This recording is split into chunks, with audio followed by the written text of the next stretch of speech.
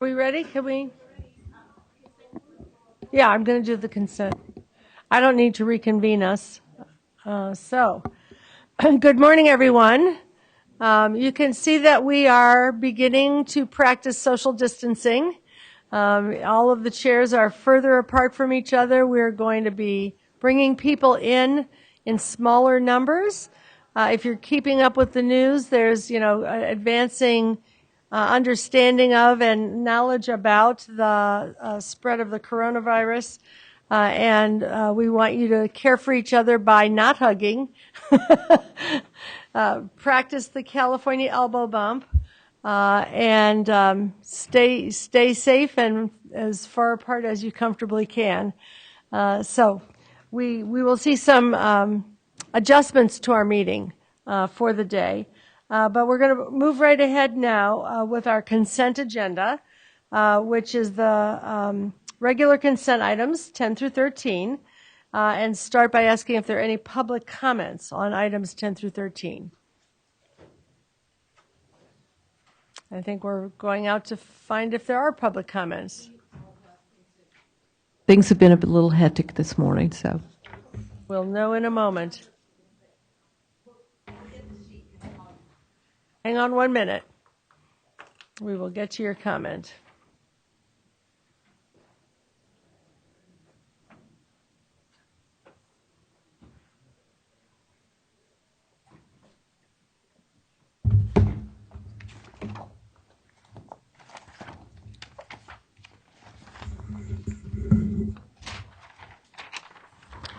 Will the following speakers please line up? Bill Schultz, Joe Hendricks, Hector Perez Ponches, Juan Gallegos, and Eric Premack. And please leave about 6 feet between you. This is for the consent items. Are these...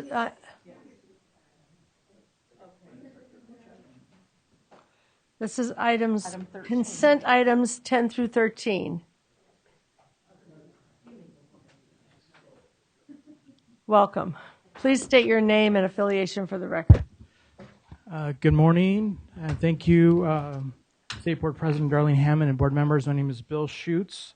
Speaking on item 13, I'm with Dennis Pelliver Kelly here on behalf of Yuba City Unified School District to voice our objection to the issuance of a charter school number for Pathways Charter Academy. We submitted a letter to the board yesterday outlining the details why the Pathways number 2089 should be removed from that list identified for assignment of a charter school number. The State Board holds the important role of gatekeeper to ensure that a charter school number, which opens the path to issuance of a CDS code and entitlement to public funding, is only issued to a charter school that is formed in compliance with the law. Among other things, Pathways violates the current moratorium for new classroom-based charter schools. The moratorium applies to Pathways even though petition was approved prior to January 1st because it doesn't fall within the narrow exception to section 47612.7. This interpretation is consistent with other provisions of AB 1505, which apply to changes to charter schools depending on whether they were in operation and, as of October 1st. Also, the October 30th memo from State Superintendent Thurman to the board, and consistent with the legislative purpose for the moratorium. With that, we request the State Board exercise its authority and remove Pathways from the list before you today. Thank you.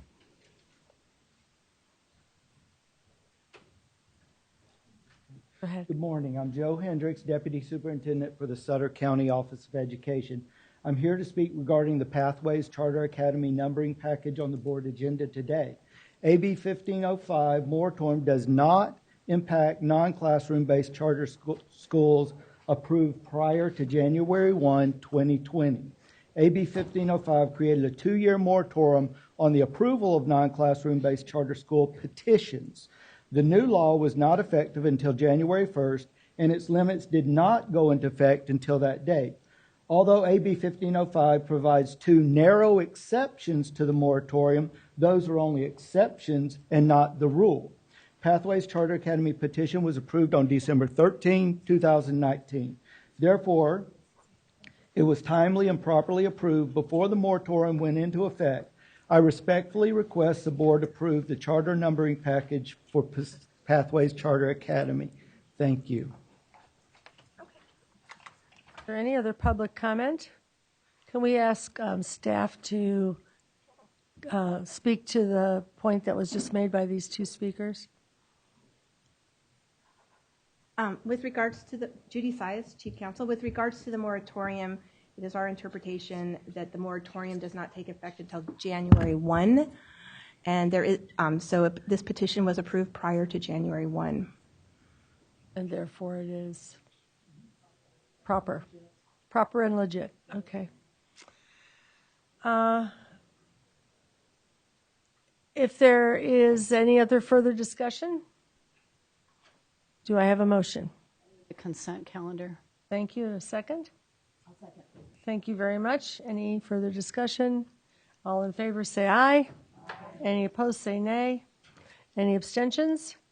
All right. Motion carries. Thank you. Agenda item 14 is a public hearing regarding the petition for renewal of a charter school under the Oversight. I did see, however, that Lisa Costanzo was here. Are you in a position to want to make an announcement yet, Lisa? I can speak to kind of where we are and what some of the work the city has been involved in. Okay, why don't you do that before we do the petition for the charter school, because that may be a long item.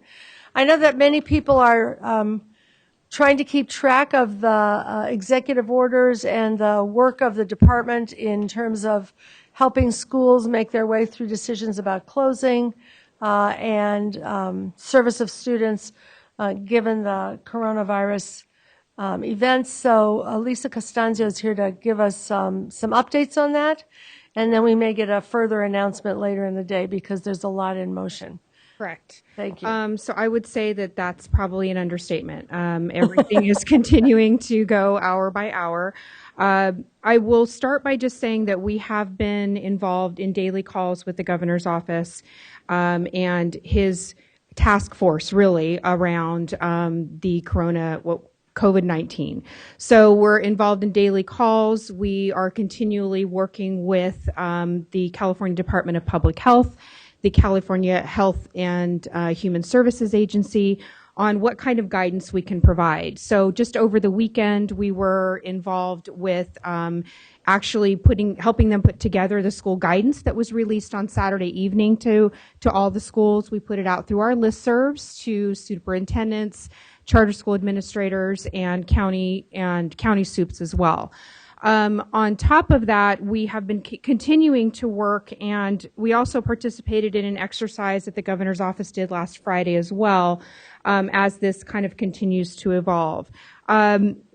Currently, the most recent guidance, part of the school guidance that came out on Sunday, there was also a guidance for higher ed that came out, and also a guidance around large gatherings.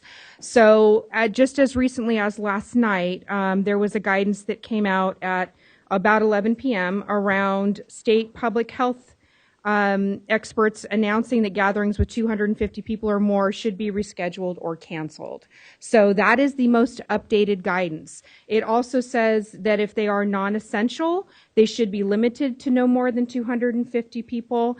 And if you are going to have them, to exercise social distance, which has become our new term here, along with making sure we're not shaking hands and continuing to talk about everyone washing their hands for 20 seconds. So as you can tell, this morning our staff kind of jumped in and did as best we could to adhere to some of the guidance that came out last night. So we are continuing to work on this as it evolves. We are already hearing this morning that, school districts are having emergency meetings about what this means for them. So we're waiting to see what happens here in the next few hours. Stephanie and I have already been engaged in some of this morning. At this point, as I mentioned, it's continuing to evolve. The governor's office has been reaching out to us multiple times on a daily basis to see how best we can partner in these conversations. We're having some today about distance learning, about independent study and what that looks like. So it's continuing to evolve is what I can say at this point. And the latest guidance is what I just mentioned that came out last night at 11 o'clock. Are there any specific questions that I can try and answer? Yes. for us on the school closures and distance learning, right? Yes. Yes, and we would just add that it's really important that our schools work very closely with their county public health offices. That any decision that they're thinking about, that they collaborate with their county public health office to make the right decision for their area. That has been the continual message, and it resides through the school guidance document. It's the continual message that the locals please continue to work through their county public health departments to make those determinations on school closures and how they proceed, how they move forward. So that has been a continual message from us and from the governor's office on how we should be proceeding. Right, and also including their county office of education as well in their decision, because that county office will have a kind of a landscape of what's happening around that county with districts. Very much. No problem. There will be more today. We're working So we'll on. call you up later No- for more. No more problem. I will insights. keep a tab on things and let you know if anything evolves throughout the day. Thank you very much. All right. Now we'll go to agenda item 14, which is a public hearing regarding the petition for the renewal of a charter school under the oversight of the State Board of Education, consideration of Academia Avance charter, which was denied by the Los Angeles Unified School District. Member Ortiz Lacone must recuse prior to opening this item, and looks like she's already done that. The CDE proposes to recommend that the State Board hold a public hearing to deny the request to renew AAC, a grade 6 through 12 charter school, based on the department's findings pursuant to EC Section 47605 and California Code of Regulations, Title 5, Section 11967.5. This item will be presented by Stephanie Farland of CDE. Stephanie, please begin. Thank you. Good morning. I'm President Darling Hammond, Chief Deputy Gregson, and the board staff and the board. I'm Stephanie Farland, the Director of the Charter Schools Division, and as President Darling Hammond mentioned, we're here today to talk about, for this public hearing, Academia Avance. Academia Avance Charter is an SB authorized charter school, which was with the term expiring June 30th, 2020. Oops, I gotta remember to do this too. As required by law, they did submit to their local school district before coming up to the board. They submitted to LA Unified School District on August 19th, 2019, and the LAUSD board denied the petition by a vote of 6-1. On December 2nd, they submitted their petition to the State Board of Ed. This was heard at the Advisory Commission on Charter Schools at our February 5th, 2020 meeting. The ACCS moved the CDEU staff recommendation to deny the petition on a vote of 6-3.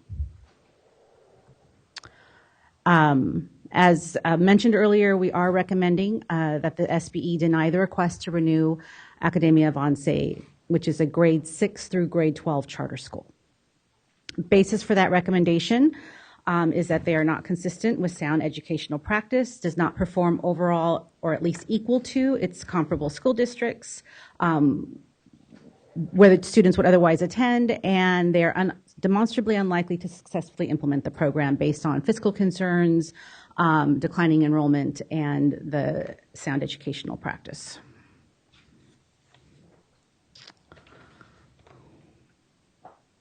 So in terms of reasonably comprehensive description, there are several elements within the charter petition itself that were not satisfactory. We'll talk a little bit more about that later, but there were issues in the governance structure, employee qualifications, and dispute resolution procedure. So if approved today, and as a condition of approval, we would recommend that they change some things in their petition in order to be recommended and to move forward. They have been in operation since September 2005, so this is not their first renewal. They were originally authorized by LAUSD in 2005. They were denied by LAUSD on renewal. Then they were approved by the county, LA County Office Board, on the appeal of that renewal. So they were approved by the LA Board in May 2010, And then when they came up for renewal, they were again denied renewal in 2015. And in that instance, they came to the state board and were approved. They are proposing to serve 350 students in grades 6 through grade 12 on 2 leased facility sites. They are, as a little background, are a college preparatory school. Their goal is to ensure that all pupils complete the A to G requirements and are equipped to be accepted into colleges and universities and have opportunities to develop into active citizens, characterized by the ideals of a diverse and democratic society. So we'll get into our findings now. The CDE selected 8 schools, 4 middle and 4 high schools, where pupils would otherwise attend and that are comparable and that they have similar enrollment for similar significant subgroups. And this is a little bit of a change. We initially, before the ACCS meeting, had selected 4 schools for comparable schools. And after the ACCS meeting, after hearing some of the testimony, after listening to Avance, we expanded that to 8 schools. Avance had more schools in their comparable, had selected more schools to compare, and felt that some of the schools that we had initially selected had magnet programs within their school. Although those magnet programs didn't have program requirements, academic program requirements, they felt that wasn't a fair selection of schools. So for this round, we added 4 additional schools, and we took those schools off of Avance's list that they had used before ACCS. We did listen during ACCS and change some of our comparable school selections. Having done that, it did not change our recommendation. They still are not performing as well as many of the area schools that kids would otherwise attend in LA Unified. We also determined in looking at the data that they are underserving their EL population, and we'll get into some of that in a minute. As far as the dashboard is concerned, there's a lot of words on that, but they do have colors for everything, and I'll go on to the next slide so you can see, and it should be in your packet, the colors. In terms of English language arts, they are an orange. In terms of, this is 2018, so we can compare 2018 to 2019. They were orange in ELA and orange in math. They had high chronic absenteeism, as you can see there. They were red in 2018, and their suspension rate was at orange. High college to career in blue. Move on to the next year, which is dashboard for the year 2019. They improved in their absenteeism. They improved in their suspension rate. They went down in their college and career, went up 1 in their English language arts, and went down in mathematics, which is currently a red. And that's a red for all groups and subgroups.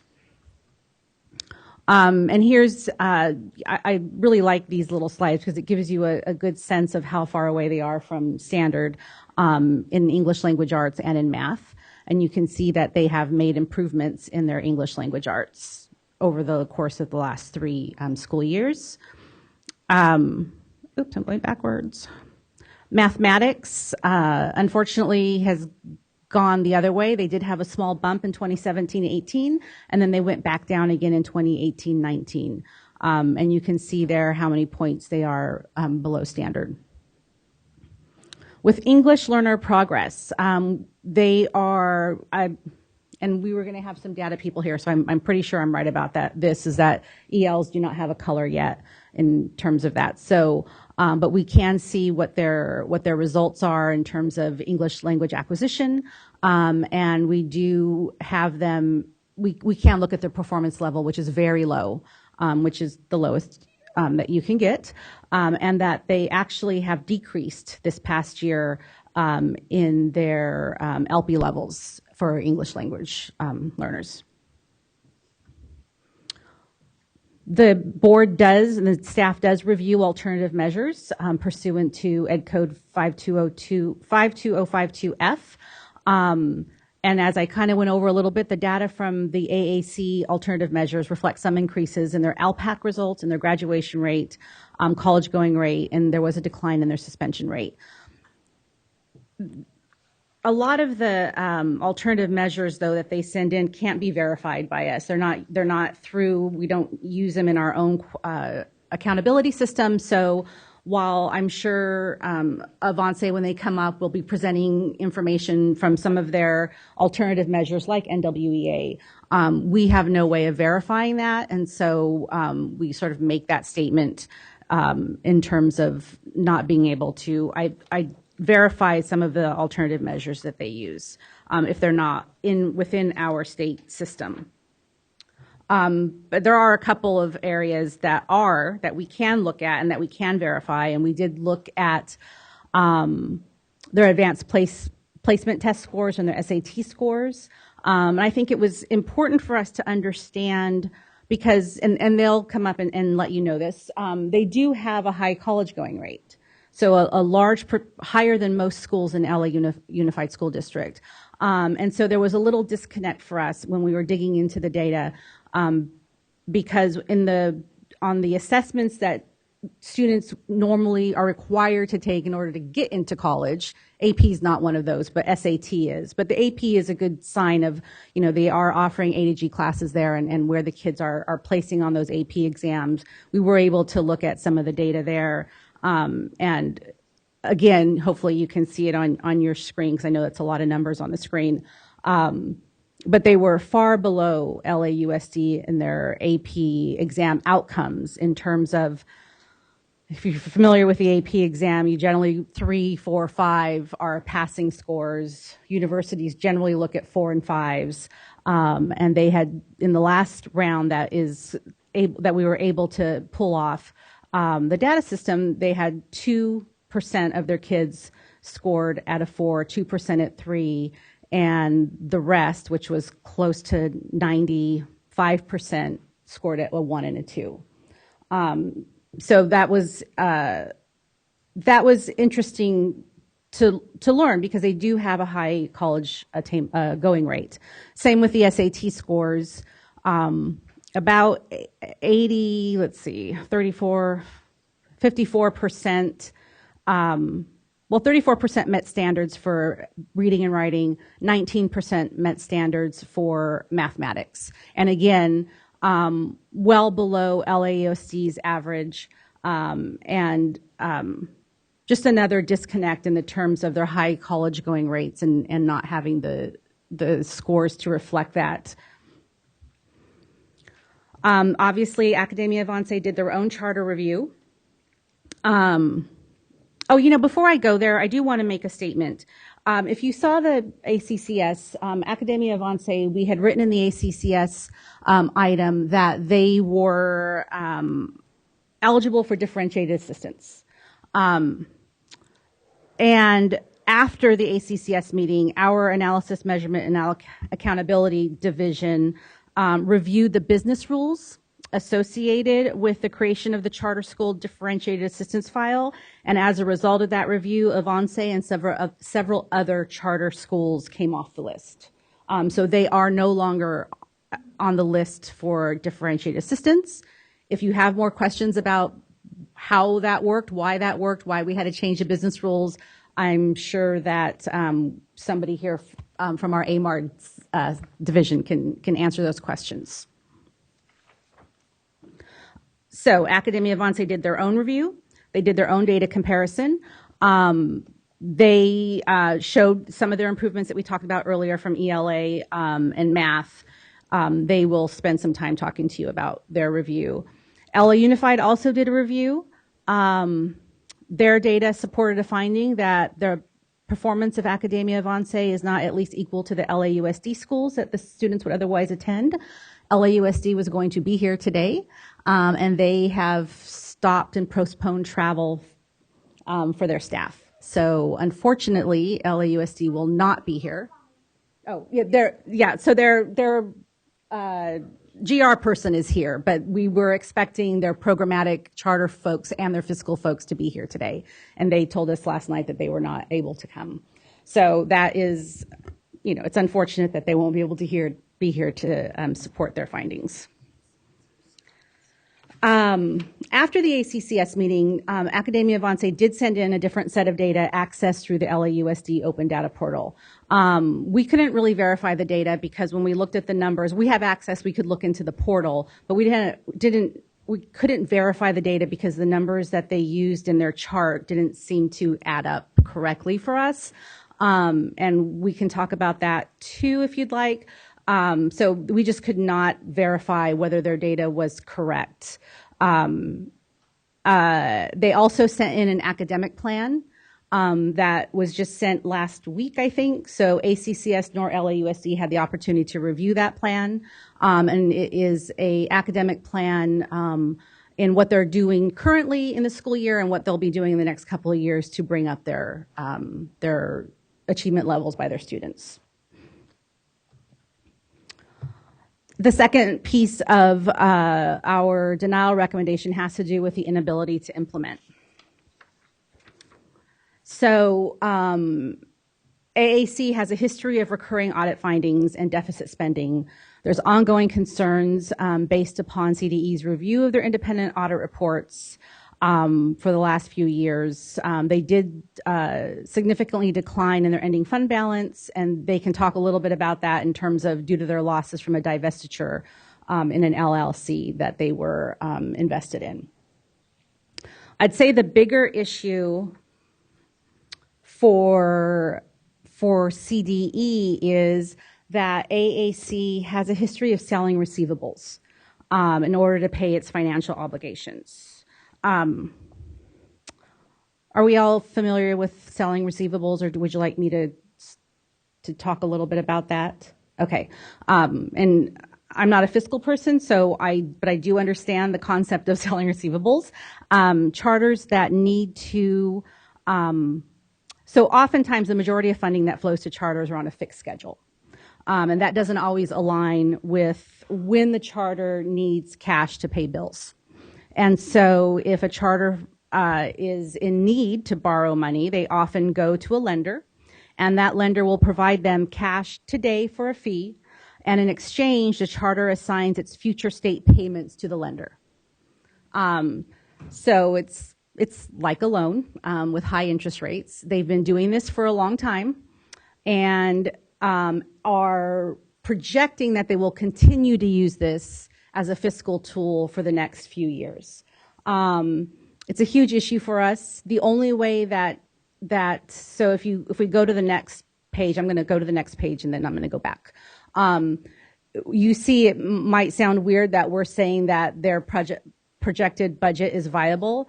It is viable as long as they're using receivables. If they were not, then we would have a different story. So you can see there in the previous slide how much AAC has paid in fees to the Charter School Capital, which is one of these pretty well-known lending firms. It's quite a bit in terms of what they've paid up through 2018-19, and then what they're not paying anything this year, but then next year, 2021, you see what the estimates are for future payment, and that's just in their fees for money that they will have to borrow in order to have the kind of cash they need to pay their bills. So while we say that their projected budget is viable with the selling, take that as a caveat that they have to sell receivables to do that. Also, in terms of their enrollment, they never really made as much progress as they wanted to in their projected enrollment. The slide tells you this is the projected enrollment that they had when they were approved by this board in 2015. At this point, they projected they would have 625 students. They currently have about 350 in grades 6 through 12, and so we are concerned. I think that area in general, and if LAUSD was here, but I think they said it at ACCS, a lot of the schools are in declining enrollment in that area. So we are concerned also about their enrollment. The CDE finds that the AAC petition, as I had mentioned earlier, does not provide a reasonably comprehensive description of the following required elements: the governance structure, employee qualifications, and dispute resolution procedures. And all of those are in your A1 in much more detail. So the summary is we are recommending denial of the petition. We feel that they are inconsistent with sound educational practice, does not perform overall at least equal to its comparable district schools, that they're unlikely to successfully implement the intended program because of fiscal concerns and declining enrollment, and they did not give a reasonably comprehensive description of all the required elements. And so that's it. So I think we will hear from the school. Okay. Thank you very much. Sure. That's fine. Couple of clarifying questions. You want to come back up before I open the public hearing? So Stephanie, it's on page 9 of the handout, but I'm sorry, it's on page 9 of the handout. It's, I think, slide 18, where you've got the alternative measures, the AP test scores, and then the next one is on the SAT test scores. Just to clarify, neither of these were presented at ACCS, right? No. Okay. And also, I'm curious about why you chose to compare to the entire district as opposed to the comparison schools. I think because when we looked at Avance's second round of data that came in later, they were doing that.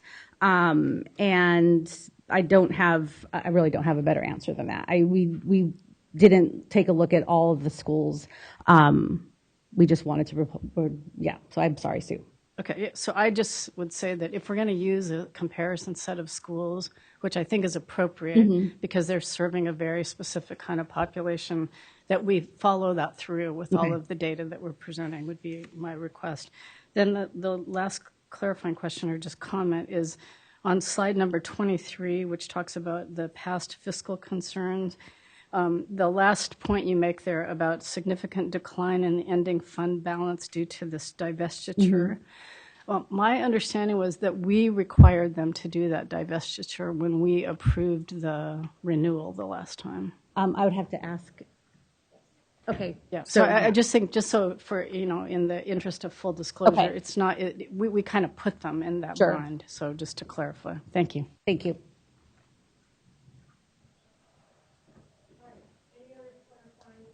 Questions? I'm going to open the public hearing then. I hereby open the public hearing at 9:12 a.m. First, we'll hear from the petitioners. The petitioners will have 10 minutes. Then we will hear from the district that is opposing the renewal petition. They will also have a total of 10 minutes.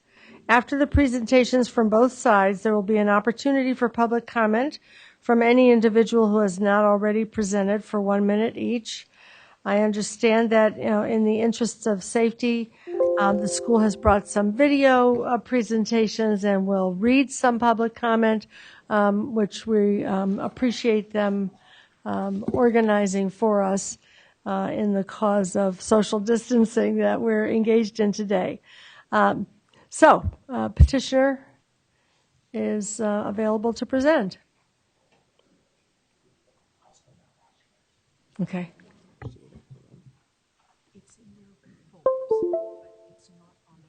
I'll just note a couple of folks have reasons that they have to take calls this morning, so Member Nava will step out in the middle of this presentation at some point because of a planned call. Karen Steph Walters had to do the same. People are keeping a lot of business balls in the air today. All right. Good morning, State Board. Thank you very much. And we did have several. Yes, Ricardo Mireles with Academia Avance. We had several parents and students that were not able to come. So let me move through our presentation. And you have that in front of you, I believe. There's a printed copy that you're seeing. This is the population that we're serving. It is the highest need population for our region in terms of socioeconomic status. The important here is that the only significant subgroup that has different data is the English learners, because the Latino population is essentially school-wide and the socioeconomic status is essentially school-wide. Right. These are the references that we use for our program. I think you guys are familiar with this. It's part of our Avance House program and our Life Prep program. This and the intention is to try to close the savvy gap. Oh yes, it's up better. Here is information about our high school completers. amongst the schools in our region that we were compared to. We have the highest graduation rate and the lowest dropout rate, right? And our key signature here is the fact that we are among the top schools for sending students to college, and in particular for high population of socioeconomically disadvantaged, we're the top 3 schools in all of LA Unified, right? College attainment, and here the look is in terms of persistence. 70% of our alumni are in a 4-year program or have already completed their 4-year program. And this is a specific look in terms of statewide trends. We are doing double of what the statewide is for Latino students, where our students are continuing on to a post-secondary institution. I also want to point out that we're high in terms of having our students go to 4-year programs as opposed to 2-year programs. Right. This is the NWA data, lots to see in here, but let me move kind of quickly. What you see is 4 different subjects and for 4 different years, and then all the grades. And the trend is a big gap to the brown line, which is the national norm, but us consistently moving up so that we finally match the national norm. And even though it's data that other schools aren't using, we reference the fact that it is nationally normed and recognized information. Right. This is the key piece that we wanted to bring to your attention today, and it goes to the issue of the open data dashboard. Right. If you do a fair comparison by having proper grade spans, so 11th graders compared to 11th graders and middle school compared to middle school, and if you take out the magnet school data, which is available through the open data dashboard, we only learned of that recently, then in these comparisons to the list of schools that was provided by the state for this last round of comparisons, 59% of the time were better than the high schools, and 69% of the time were better than the middle schools. Right? So it's important because the law states the students at the schools that the students would otherwise attend, it's not clear that they would be able to attend the magnet school programs. Right. Speaking to recruitment, we really took this issue, and we have now enrollment commitments for next fall that surpass 450. Right. We have some binders here that if people want to actually verify or look through these commitments, but it puts us at plus 100 over the 350 target that we have for the fall. And we have someone who will speak to this recruitment effort. Right. The fiscal health, we have our fiscal person that will address these questions that were brought up, but we believe we do have. The issue is, as was brought up by Board Member Burr, that the challenge that we had for those years is to meet the condition that was given to us.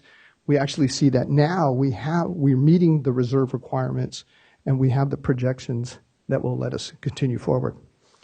We meet the renewal criteria, and we'll have someone from our staff also, but we want to remind you that this should be a de novo review, and that if you couldn't verify our data, then did you verify the LA Unified data? And I think that's an issue that needs to be that test need to be applied on both sides. Specifically, given that they are now acknowledging, Dr. Perry has acknowledged that they did include the magnet school outcomes in their comparisons, which makes it problematic. Right. We have Mr. Frankfurt now, who will speak quickly about our academic plan, and then we're going to complete our presentation and have some speakers. Go. I'm here to address our academic plan for this and future school years, and also address a number of the concerns that were brought up in the earlier presentation. Oh, I'm so sorry. I'm Josh Frankfurt. I'm the instructional coordinator for Academia Avance. We're focused on 3 goals. 1, 7% growth on CASP. 2, greater math aptitude measured by 7% growth on CASP. And 3, 15% growth in EL reclassification. These are not new concerns acknowledged at the midnight hour of this renewal process. These have been identified since summer, and programs have been put in place with guidance from CDE on implementation during the fall semester. I'd like to walk you through our plan, and I'm happy to answer any questions. Beginning this fall, after being piloted in individual classrooms for 3 years, Success for All strategies were rolled out in every classroom. Each teacher is observed weekly and coached bi-weekly for best practices, data analysis, and rigor. We're developing integration of resources through the LA Library, including a library card, access to online tutoring, access to 215 databases, and more. We're also supporting students' emotional needs with Kickboard to encourage positive choices. Math aptitude is, we acknowledge, our greatest challenge.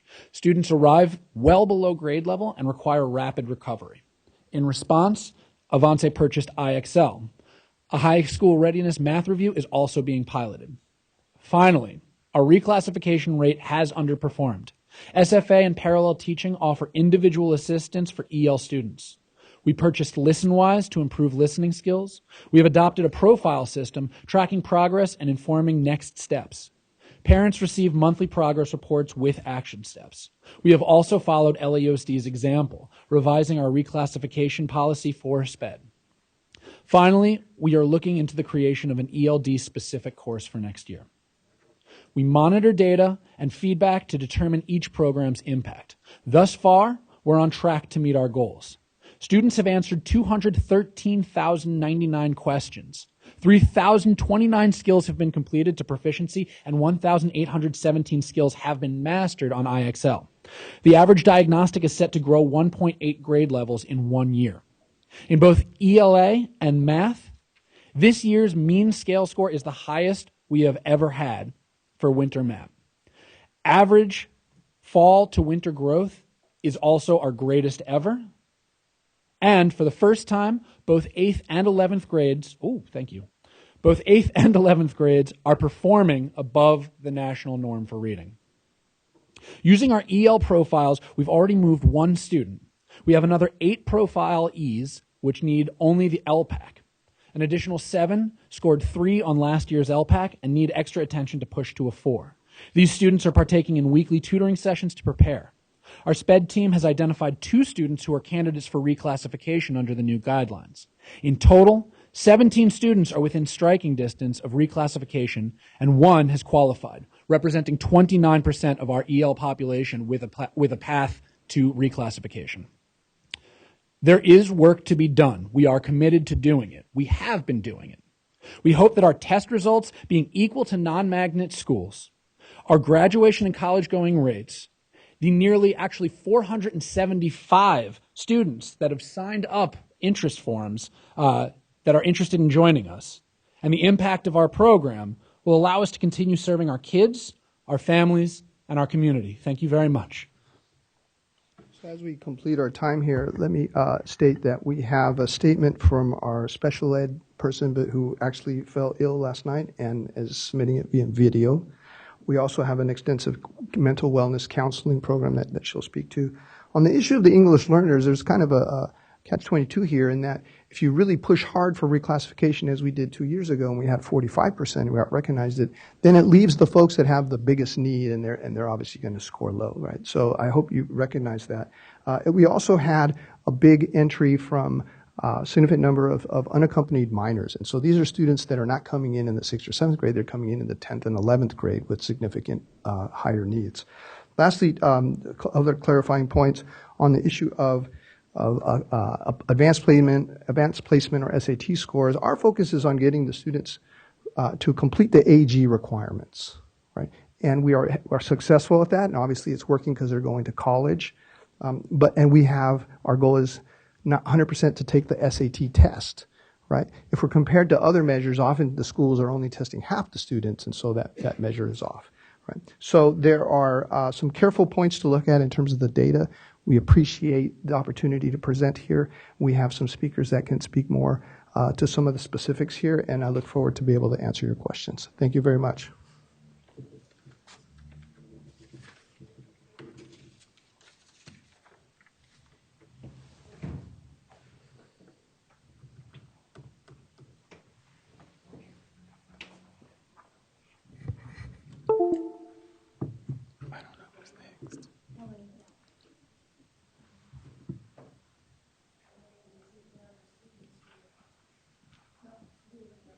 We need LAUSD. Linda, because Ricard mentioned that you had video. Were you going to do that as part of the public hearing or from your staff? Okay. I think now we're going to hear from LAUSD. Great. Should I go? Okay, thank Yes. you. Good morning, President Darling Hammond, board members, and staff. My name is Marta Alvarez, and I'm the Director of Government Relations for the Los Angeles Unified School District. Before I begin, I would like to point out that as a result of the coronavirus situation that we're closely monitoring, my colleagues from the Charter Schools Division were not able to be here today to answer questions. As such, I will be providing prepared remarks on behalf of Los Angeles Unified, and I will not be able to answer questions since I am not the subject matter expert on charter schools or on this petition. Los Angeles Unified supports the Department of Education staff recommendation for the State Board of Education to deny renewal for the Academic Avance Charter, or AAC. I would like to focus my comments on two areas. First, the academic renewal criteria findings. As noted in CDE's report, the CDE reviewed the information provided by LA Unified and has determined that LA Unified's review and analysis of the pupil achievement data pursuant to Education Code Section 47607 was comprehensive and supports a finding that AAC performance is not as equal to the LA Unified schools that AAC pupils would otherwise attend. CDE's evaluation did not wholly rely on LA Unified's findings. CDE conducted its own analysis of the data and selected 8 comparison middle schools and high schools where pupils would otherwise attend and that are comparable in that they have similar enrollment for similar significant subgroups. CDE concluded that AAC does not perform at least equal to or greater than the CDE chosen comparable schools. 4 of these schools are not on our list of comparison schools, which demonstrates CDE independently did their own data analysis, including selecting what they deem are comparison schools. Since it was brought up about magnet schools, we did include that information, magnet students, into our performance data. However, our findings are still relevant considering the fiscal findings and other considerations we took into account. Secondly, we support CDE's findings that the AAC petition does not provide reasonably comprehensive descriptions of 3 of the required elements and is not able to successfully implement the intended program. Finally, I would like to address the fiscal issues. Based on the CDE report, on August 1st, 2019, AAC has a fair financial standing, which means that a charter school has shown signs of fiscal distress and needs to take appropriate action to address the decline in financial condition. AAC's 4-year history of selling receivables to pay for financial obligations, history of falling below recommended 5% cash reserves, and history of recurring audit findings remains a concern, and AAC has not improved significantly in order to negate LA Unified's findings from October 2019. In conclusion, Los Angeles Unified supports the Department of Education's recommendation and stand by the findings of fact that were adopted by the LA Unified School Board on October 15, 2019. Thank you. Thank you. I think at this point we're ready for public comment. And we are going to take public comment at 1 minute per person. I know there's some arrangements for the showing of the video that will replace some of the public comment that we would have otherwise had. Yes, I'm going to call 5 speakers at a time. Again, we ask speakers to space yourself appropriately with the 6-foot rule.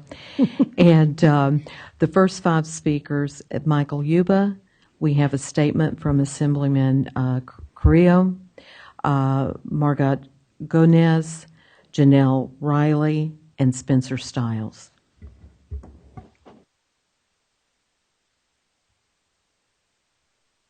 Good morning, everyone. My name is Michael Juba, and I represent the California Teachers Association. CTA recommends that the State Board of Education deny the renewal petition of the AAC as recommended by the CDE. And we oppose this renewal for the following reasons. First, AAC significantly underperforms in multiple areas as compared to their CDE chosen comparable schools. There was significant fiscal concerns given past audit findings, deficit spending, CDE concerns with their ability to pay its future obligations, and a history of declining enrollment at AAC and in the surrounding areas. The Los Angeles Unified School District, which just spoke, and the ACCS were both correct to deny the renewal petition, and the State Board of Education should deny this renewal petition as well. Thank you.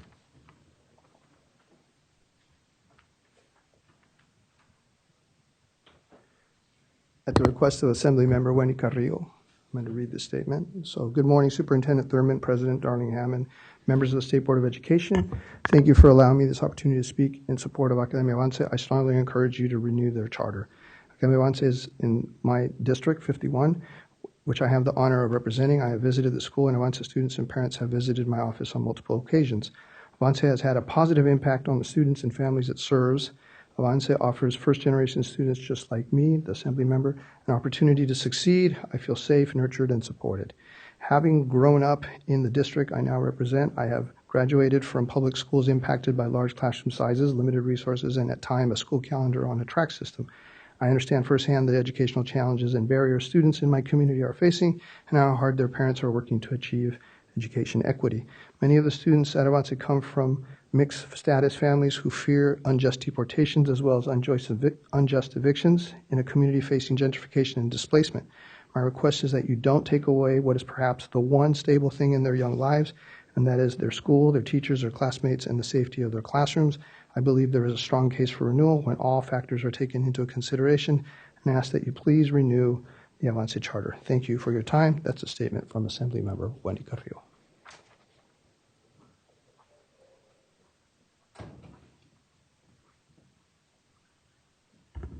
Good morning, State Board members, President Linda Darling Hammond. My name is Janelle Ruley. I'm an attorney with the law offices of Young, Minnie, and Core here today in support of Academia Avance's Charter for renewal.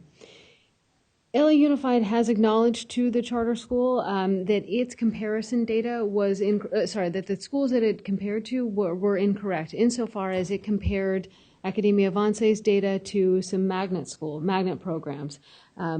What the law says in terms of comparison is that we have two different groups of schools that we're comparing to, schools that students are otherwise required to attend, and also schools in the district that are demographically comparable. Students could not be required to attend a magnet school by definition.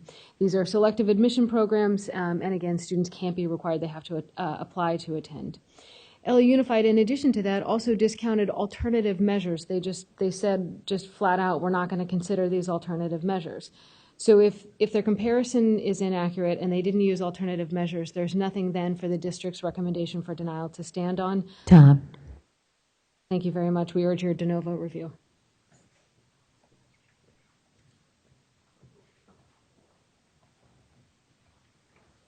Good morning. Thank you for the opportunity to be here. My name is Margaret Godinez. I serve on the board for Academia Avance, and I'm here asking for support of charter renewal.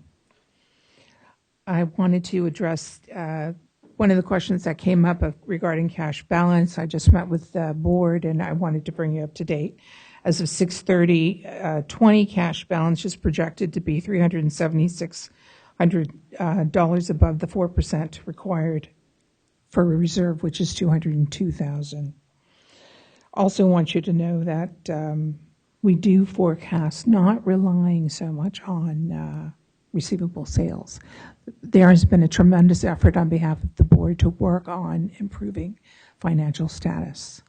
But I also want to mention something that was just brought up by the last speaker. This school is a very successful school. I also am a representative of the Highland Park area. I grew up in that neighborhood. And it has all the factors of it, the school. The focus is on the kids. You'll be affecting 350 families. Tom. Thank you.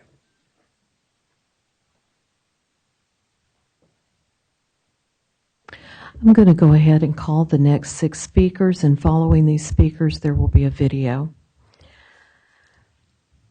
Hector Perez Pacheco, Eric Premack, Manuel Galru, Esmeralda Balavindo, Milagros Valencio, Jose Chicata, and then we have video after that. Thank you. Good morning. My name is Spencer Stiles, President and CEO of Charter Impact. We serve as the school's business management firm. So a couple of things I just wanted to point out in summary. I think it's important to take into account. The school's most recent audit shows that any and all prior audit findings or deficiencies have been corrected and none are outstanding at this point, and they have met and are meeting the fund balance reserve requirements. When it comes to receivable sales, again, I don't think anybody in this room would enjoy the idea of spending additional school funds on interest costs, but it is a very commonly used practice as well as required due to the common and standard natural delay in the school's timing of payments from the state. The other thing I think it's important for this board to consider is whether or not it is reasonable to hold a school accountable, either Avance or any petitioner, for this commonly used practice if they've never been either required or even recommended to curb its use. Thank you.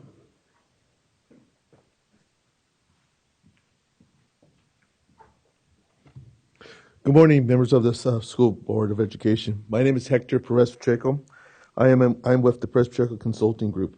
We're developing, we have developed and dedicated our life to assist organizations like Avance to reach their goals in terms of enrollment, in terms of outreach. We have implemented a successful campaign, community grassroots campaign to reach out to the numerous families within the community, and successfully were able to achieve receiving over 150 enrollment interest forms in support of coming to Academic Avance. We urge you please to support the renewal of Avance. Thank you.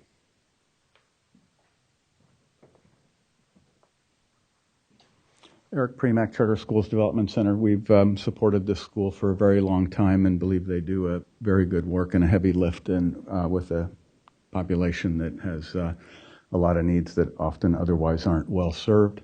We think that the school's financial status is markedly improved and that the borrowing practices are extremely common within the charter sector. Unfortunately, charter schools don't have access to the kinds of capital markets that traditional public agencies do, and so sales of receivables are both necessary and frequent. We think that the school has more than met the standards of renewal here, both under the comparison methodology, but more important, the law says that you shall consider growth in academic achievement as the primary factor, and that should be dominating the discussion here, and we're kind of getting off track with some of these fraught comparisons. But under either methodology, I think they've more than met it and more than exceeded it, and hope that you will vote favorably on the renewal. Thank you.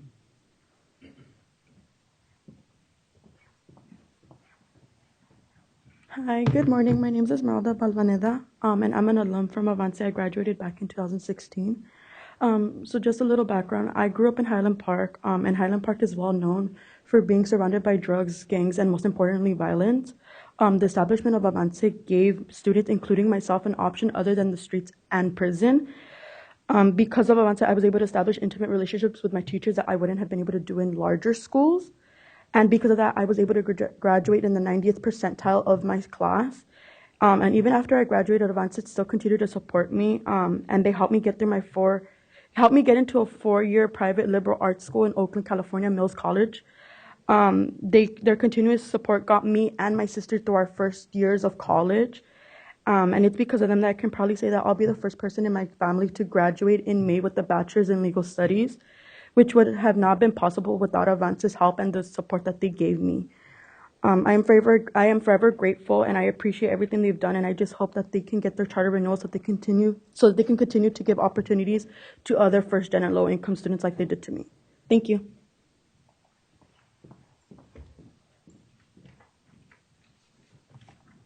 Good morning. My name is Milagros Vizcaino. I am a California Green Building Inspector and a Greenpoint Reader. I'm currently rebuilding the homes that were lost in the California fires. I'm the 5th of 6 children in my family, born in a single-parent household. I'm the 3rd in my family to graduate from high school and receive a diploma, and the 2nd to go on to a 4-year university. I'm the 1st to actually begin saving for retirement. I'm 23. I was a homeless teenager with a short temper and an even shorter attention span. Where other schools would have turned me away, Academia Avance listened to me, and they provided guidance. They taught me more than the scientific method, the square root of I, and the Pythagorean theorem. Every morning begins with the question, what are you doing to help? Which I don't think I've ever heard in any other school. Academia Avance demands more of its students than just perfect attendance and 80% or higher on tests and exams and a tucked-in polo t-shirt. Academia Avance has taught me to think long-term and that no matter my gender, my skin color, or my social economic class, my future is brighter than my past. There is no doubt in my mind that Academia Avance is an institution worth renewing, and I'm thankful to have attended an institution that saw past my immature eye rolls and repeated tardiness. Thank you.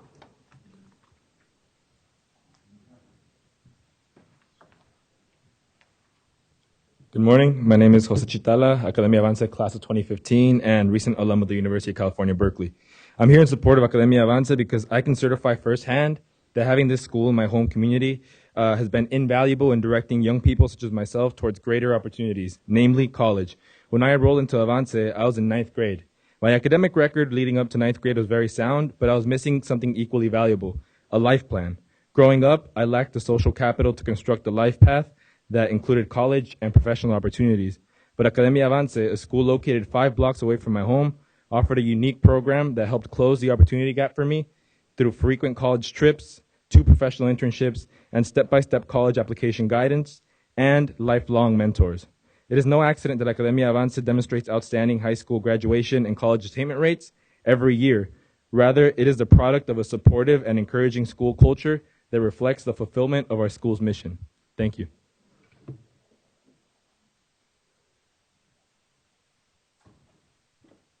Good morning.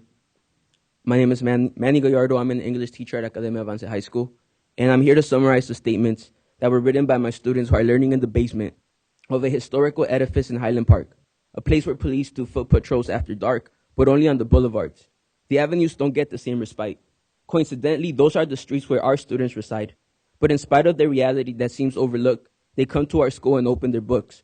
5 years is what it took to build this environment of respect. I met them in 7th grade.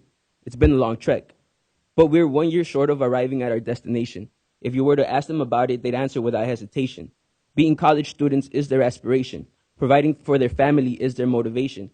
400 alumni is their inspiration, so I'm left pondering one question. What can I do to show you our school's worth? I can't do it with numbers, but I can think of one word: family. Thank you.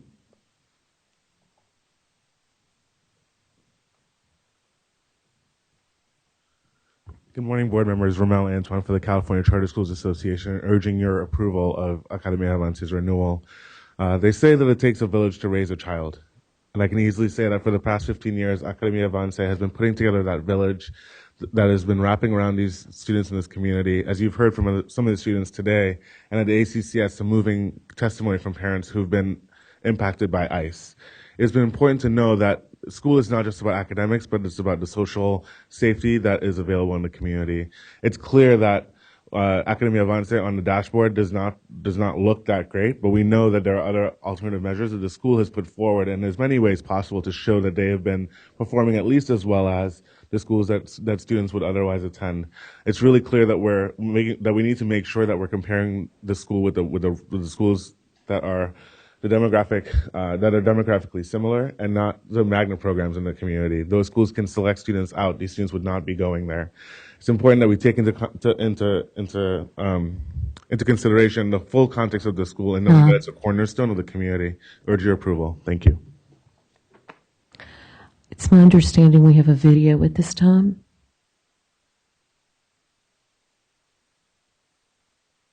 I have 3 public commenters here via little 1-minute smartphone movies. The first 2 are in English, the last one's in Spanish, and we have a translator back here who will help us out. Bear with us as we can make this up as we go along here. So let's see where we're at. It sure is. So, and here's the first one.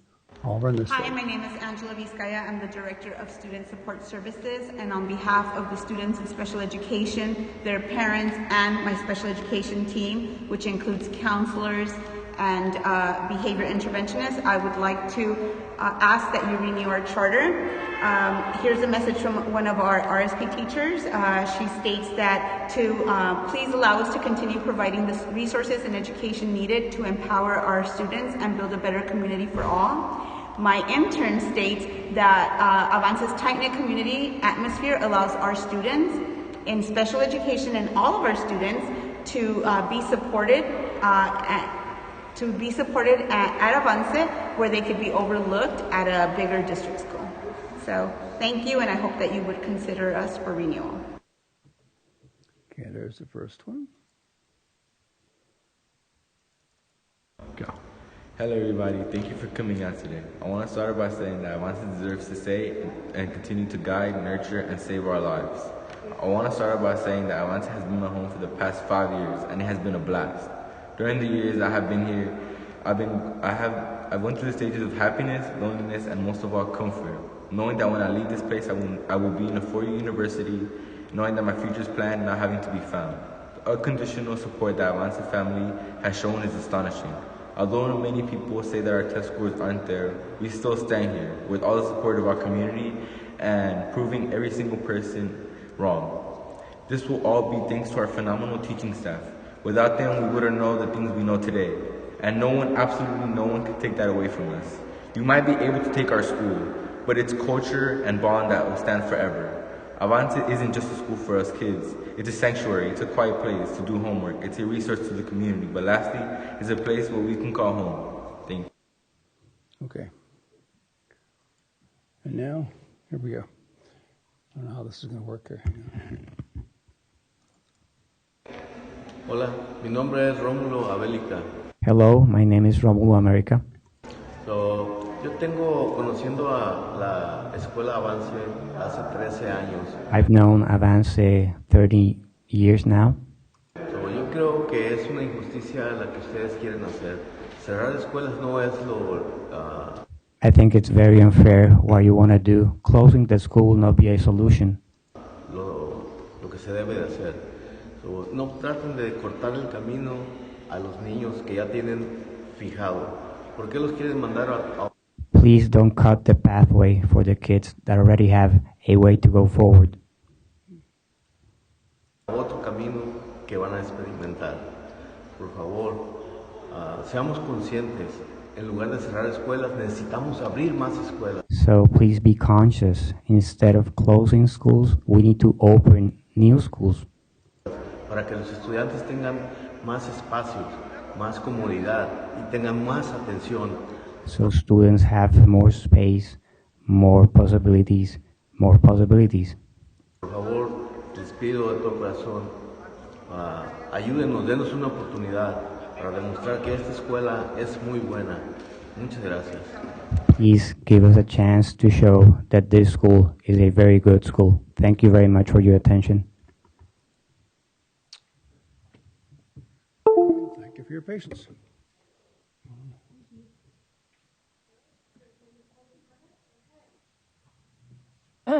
Seeing no other public comment, we will now close the public hearing for this item at 9:48 a.m. and commence with board discussion and action. Oh, all right. We will reopen public comment. Please state your name and affiliation for the record.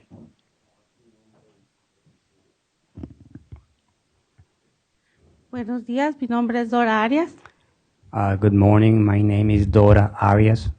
Soy padre de Academia Avance por 13 años. He pertenecido al comité de padres.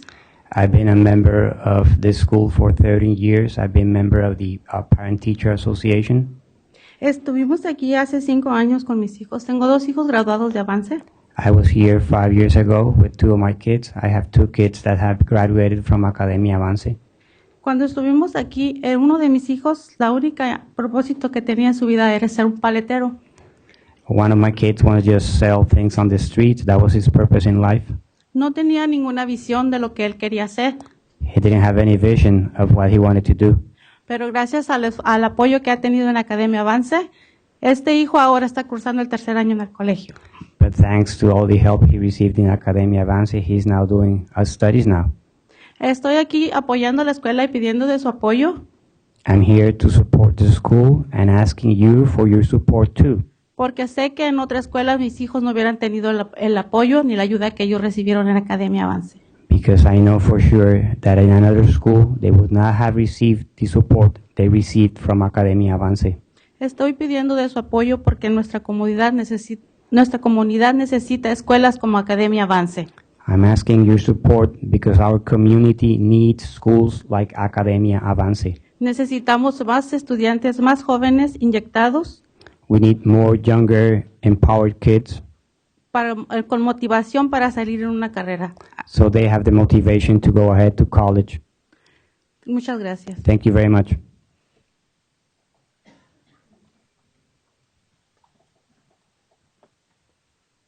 Good morning, board. My name is Juan Gallegos.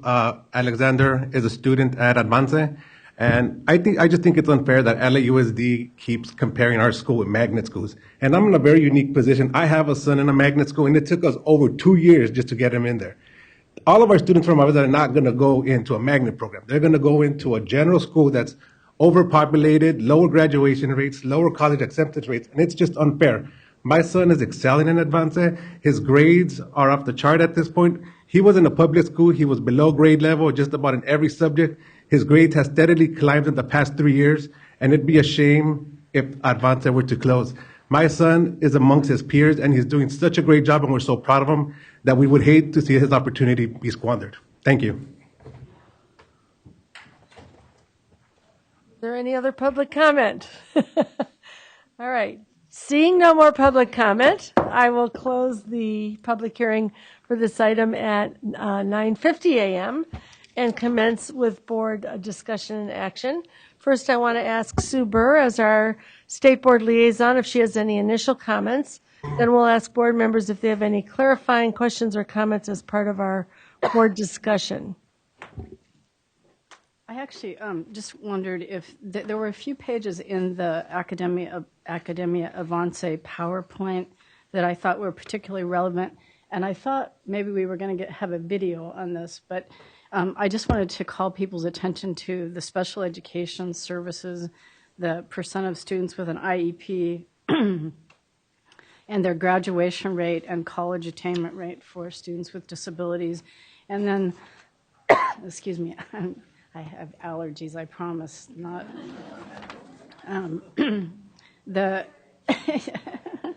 I'm far away from everybody. The focus on mental wellness, and then the life preparation program, which are their internships that they provide in grade 12. And just to say that obviously we are operating under very different circumstances than normal, but at the ACCS meeting, we saw many students, and I really appreciate the alumni who were able to come and talk. And we're not able to see the students here today, but it's very clear that this school provides an unbelievably nurturing and supportive environment for students who have traditionally not been well served. I think you heard that. I think the individual who spoke about family, and you see family on their T-shirts, is very compelling, and that's certainly what we heard at ACCS. So I want to just stop there and say that I'll preview that I hope we can find a way to yes on this school. I think it's a school that deserves to continue to operate. It's been in existence for 15 years, as you've heard. I think the school itself acknowledges that it has areas for growth. I think there are some ways to get there that we could talk about through conditions, but I'll just preview that for you, and then I'll, happy to have other board members ask questions or make comments. Yes, Member Strauss. So I just have some areas for clarification. I just want to say I appreciate all the people who came from the school and the community to testify. I really appreciate hearing from you on the specifics. There were some areas that I think initially were presented that we saw some alternative data on. So I think maybe it's best, Stephanie, if you first, let me just say, there were some questions about the financing and the receivables. And what I heard, so I'm just kind of collecting the information, was that one of the situations was caused by a criteria for our renewal that if you could clarify that. And then also that, is this a common practice, the selling of receivables? Because that's what we heard from some of the testimony, and I know one of the financial status was one of the areas that was of concern. That's one of my first questions. Okay. So yes, charters do sell receivables. It is a common practice. We would hope that after being open for 15 years, that they would have a better fiscal structure so that they wouldn't have to do that. And you do see a lot of new schools do that. And it's understandable because, as we said, their state revenue comes in at times that are not always the same as their schedule. But you would think after 15 years of doing that, they would have a fiscal policy in place that would not have them rely on something that's as unstable as selling receivables. And then I wasn't here last time, so Carrie Lopes, who is in our division, can answer the other question. Okay. The issue of the criteria under renewal with the property issue, could you clarify that? Yeah, I'll do my best to clarify that. So in 2015, when the board originally approved Avance's renewal in September of 2015, there was a lot of discussion at the board meeting about this property called City Terrace, this limited liability company property that Avance had a 49% interest in. And so I think there were some concerns that there was some conflict of interest that was going on between Avance's organization and this property. So part of the condition was that Avance was supposed to kind of disentangle themselves from this property, and we were giving him time to do that and then to let CDE know when that had happened. So in terms of a timeline, Avance did own about 49% interest in the property.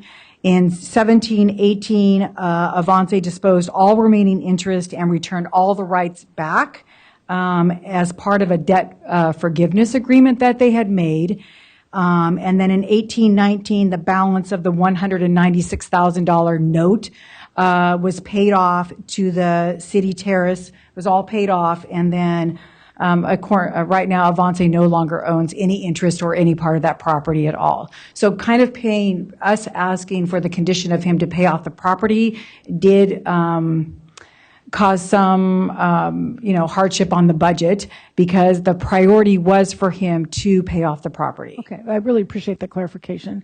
So my next area question and comment is about the academic issues. So I appreciate I understand. I'm from the LA County area, and I understand the Huntington Park community. And I know actually we have quite a few charters in the area who provided a variety of opportunities for students in Huntington Park that have been very positive. And I have not been on this campus, but I do know and understand the need in that community. And what I heard was issues of high college going rate and high college attainment and entrance into four-year colleges, not eligible for differentiated assistance, but some concerns in English language arts and math, and some issues around what we originally compared the data to and what are like schools versus not. So I just want to reaffirm sort of where are we, because that is one of our criteria that we look at is sort of what are the opportunities for students in like comparable sites in the community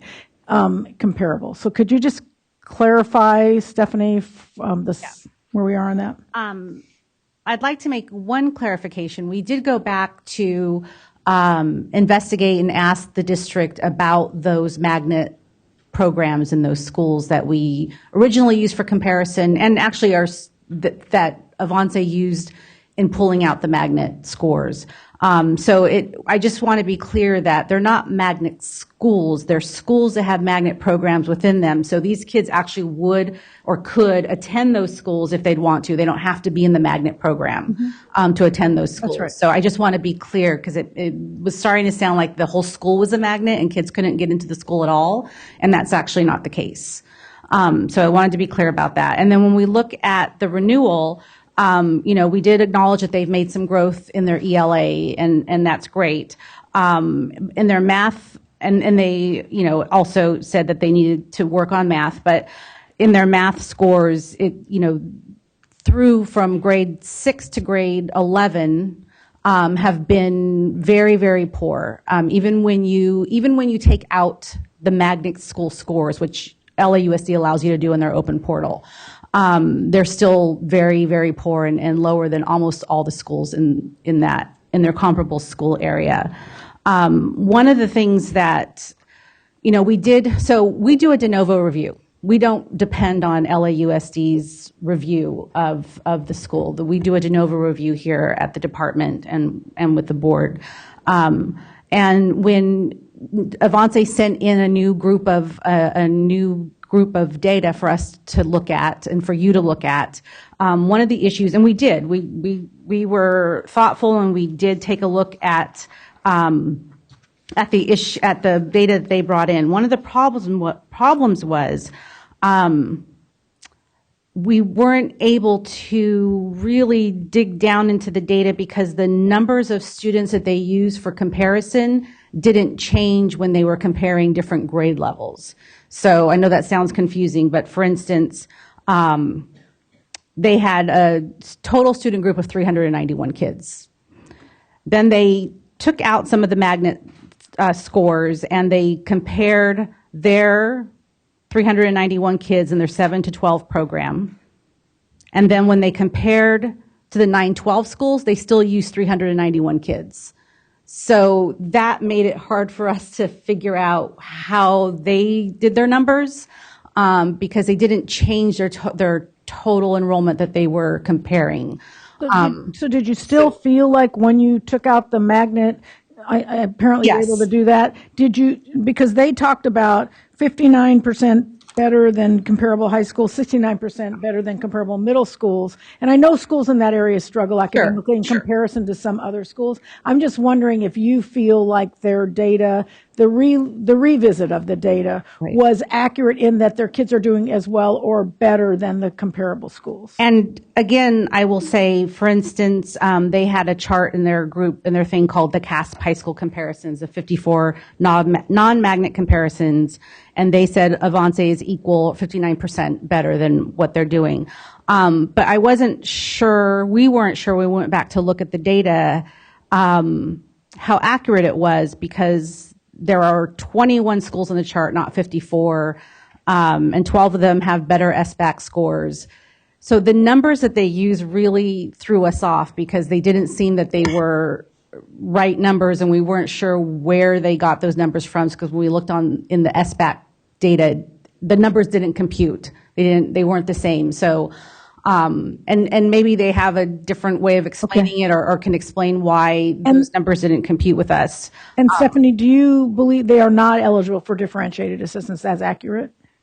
No, yes, and we do have one from AMARD here. He was. Oh, there's Cindy right there. Cindy's here. If you want, it might be some clarification around why. I'll let some other board members. So these are the areas that I have concerns about. So we'll see if there's some other clarifying questions. Do you want to have a clarification right now about the differentiated assistant list and why some charters fell off? Well, if it fell off, I just wanted to make sure that that was accurate. So yes, it is. It is accurate.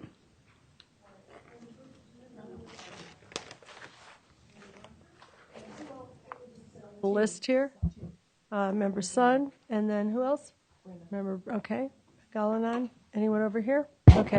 So Rucker, Sun, and Pagalanan in that order. Okay, so I'm going to begin by saying I actually did have a number of questions for the LAUSD officials, and I'm not going to be able to get those questions answered because I am really confused about the data information. The questions that you were asked by Board Member Strauss was helpful, but I want to make sure I understand 2 points. First of all, concerning the comparison to other schools in the district, I'm confused about how this list of schools was created. So there seems to be a difference in the schools that there seems to be confusion about the schools that LAUSD chose to do their comparisons with. So I want to ask you, when the department did their review, did you look at the same schools that LAUSD used? Or did you create a separate list? And is there any overlap between the list of schools you used and the list of schools that LAUSD prepared in their presentation for why the appeal was denied? So yes, there is some overlap. Okay. There is some overlap. We pick our own schools and generally we do it by geographic area, close to, a certain amount of distance from that school, from Avance to the other schools in the district. And there were, I don't know the methodology that LA Unified used to pick their schools, but there was definitely some overlap. Okay. So the reason why I was asking that is I was trying to understand what the comparisons were and whether or not, because I also was confused by the assertion made by the charter about how they compare to the schools that they were actually being compared to.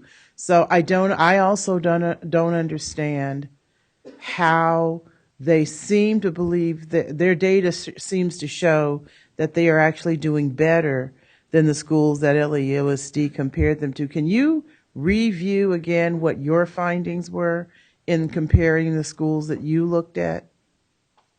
Yes. Okay. So the schools that we looked at in terms of ELA and math, our findings were that Academia Avance, and I'm on page 3 of the item, Academia Avance did not do as well or better than the schools that we used on our comparison list, which, as I said earlier, are 8 schools, with the exception of one middle school. Is Young Oak a middle or I can't remember? It's a middle school. With the exception of 2 middle schools. But none of the high schools did we find that they were doing better than in ELA and math.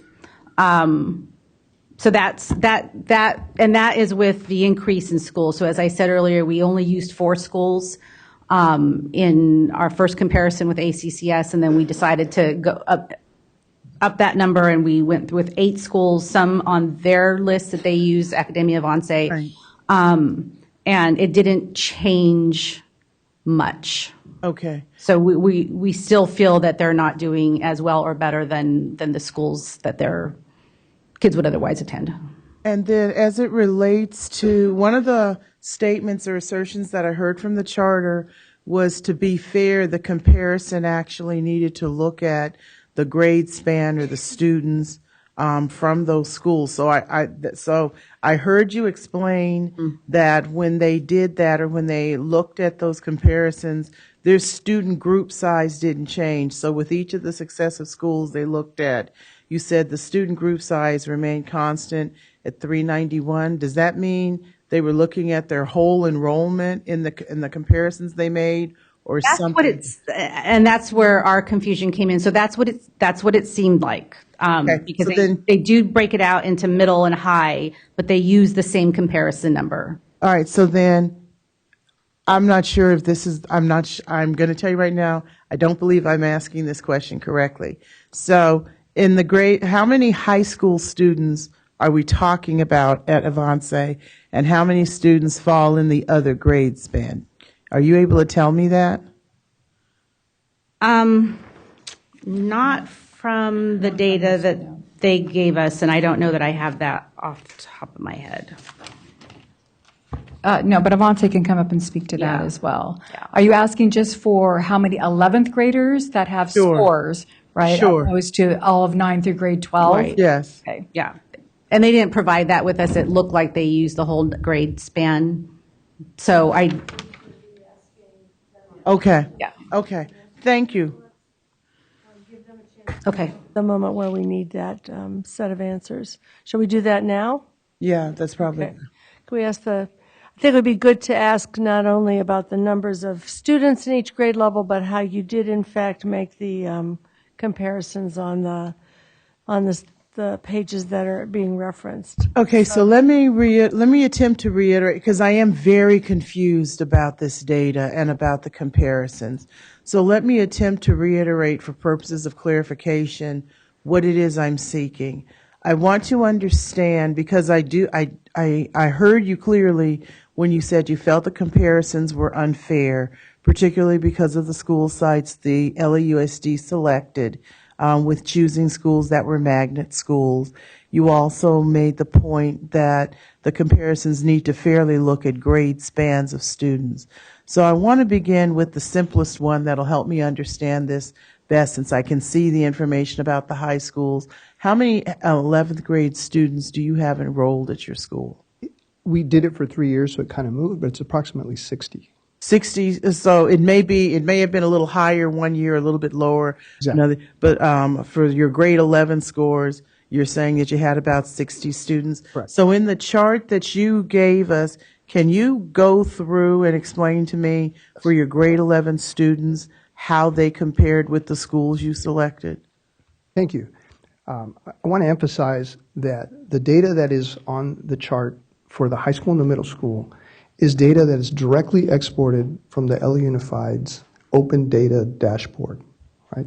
There's no changes to those numbers.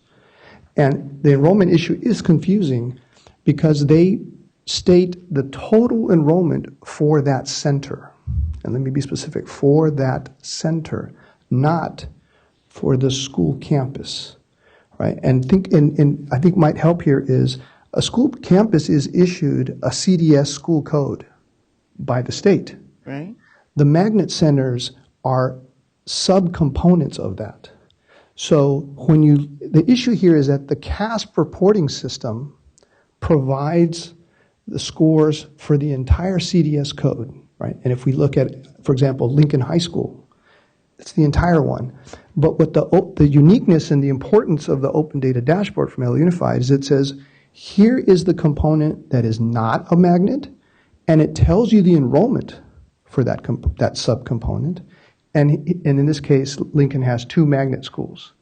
Right. Now, to make sure that you're doing an apples-to-apples comparison, which is what we are all trying to get here, is if you add up the enrollment, the total enrollment for those magnet centers, then it matches, or nearly matches, the total enrollment for the CDS school that's reported in the CASP system.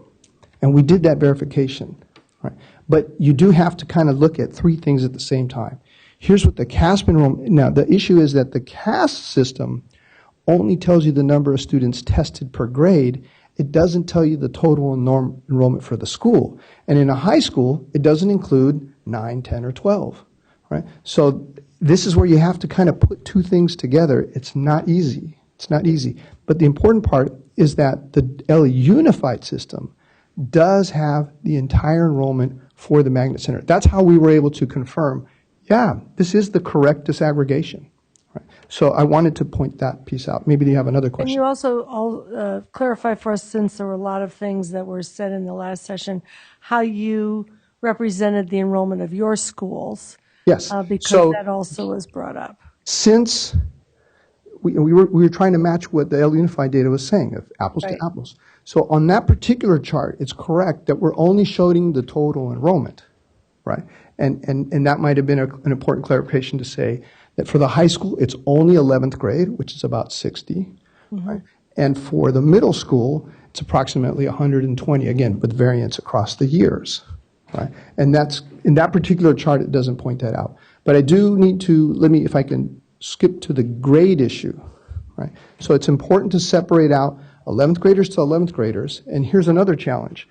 The CASP system gives you scores for individual grades, but not for combinations of grades, unless it's the entire school, right? So for a middle school at LA Unified that's 6 through 8, they have their entire score 6, 7, and 8. But what about for us, right? So we were able to take the scores for 6th, 7th, and 8th and match the methodology and get the combined score. It's an average. It's a straight average, right? So we're using our averaged 6, 7, and 8 score to compare apples to LA Unified's non-magnet middle school scores. And when you do that, we look favorable. So this brought the other question of, how did we get to 69%? What's actually being counted here, right? If you look on that chart, whatever is gray is not fair to compare, right? So there are 8 schools, I think on the high school one, and we have 3 years that we're looking at. So 8 times 3 is 24, right? If that's how we do it. Oh, I'm sorry, it's 8 times 6 because there's English language 3 and math 3. 6 times 8, 48. How many times of those scores, the discrete apples to apples score, was our score better? And those are the ones that are coded green. You count them up, and you get the universe of all and our number. Okay, I appreciate that detailed explanation, but what you just said is not what is shown in this chart. You said you had 60 students enrolled in grade 11. This chart says 391. That's the the total enrollment for the school. You're correct. Yeah, so, but also but you said grade 11 scores only, and the chart says the total enrollment for your grade 11 scores only in 2019 is 391. It doesn't say 60. It says 357, 389, 391. That's why I'm confused. I don't know. You said you disaggregated the scores. That's not what this chart says. He was saying they disaggregated the scores also for middle school. Yes. Right. Just see that's not what this chart shows. So that's why I'm What chart confused. are you looking at, Patricia, just so we're all together? This one. Yeah. What does the heading say on it? It says of 54 fair non-magnet Yeah, high comparisons. school. Yeah. He So was just talking about middle school, so I had switched to the middle school page. Yeah, so even between just separating out middle school and high school, you have your 5 through 8 plus grade 11 scores, and then grade 11 scores only. You didn't separate that out in what you presented in the chart. That's why I'm a little confused. So let me ask a different question. So then when you go to the next set of columns, the ELA scores and the math scores, the ELA and the math scores that you have here, is that only for grade 11? Yes. Or is that the combined scores? Correct. It's only for 11. So that's for the 60 students in grade 11? Correct. Okay. Right. And it was either or.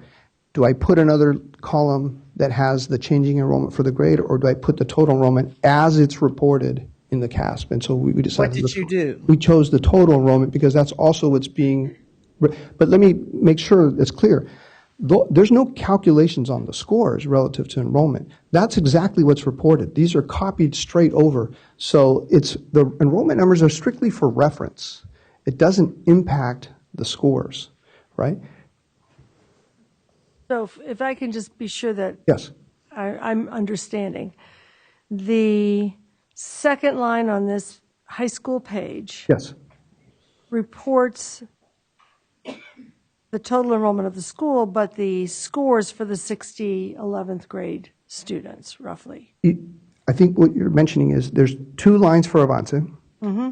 The top one is the scores for the entire grade span, 6 through 11, and that's what the CASP state reporting system puts out. Right. And our contention is, well, thank you, but not much we can do with that because there's very few schools that are 6 through 11. If we want to do a proper comparison, what are the scores only for the 11th graders? And I see your confusion point here about the enrollment. Actually, probably that enrollment number should have been on the line above, not in the blue, right? Mm-hmm. I can address that. But it is approximately 60 across those years, and those scores in blue are the scores only for the 11th graders, which matches all the other scores are only for 11th graders, because as we know, the SBAC score is only tested for 11th grade. And on the second, on the following page, you do the same thing for 6 through 8 only. Right. One important caveat there. Those are the scores as reported in CASP for the entire school because the school grade span is 6 through 8. In our case, this number does have to be calculated, and it's calculated as an average to get the span from 6, 7, and 8. And it's a simple calculation that's done from the CASP report. Thank you. So only those 6 numbers in blue for this page, because of the grade span, are calculated, but it's a very simple average of the 6th, 7th, and 8th score. Just so everybody's following, the blue you can see on the color coded, but we have black and white. I don't know if it's on your screen. It's on the screen. On the screen. It's So on I just want to be sure everybody's following. So on the screen, you can see the colors he's referring to. And so the colors here are also showing the purple, right, which is the combined CDS-coded, CASP-reported score, which has embedded the magnet issues. And so if I may, if we're complete here, this gets to the issue of the list. I would like to have a chance to address that. Yes. Thank you. So on October 15th, the list that LA Unified used was the residential comparisons only, right? And the methodology, because it wasn't addressed earlier, but it is in their report, is 10 or more students that attend a school. So they go back and look at our zip codes and our addresses, geocode, and any school that has that 10 or more of our students would have attended. So it's a proxy for proximity is what it is, right? That means they're not going to go very far away looking at schools, right?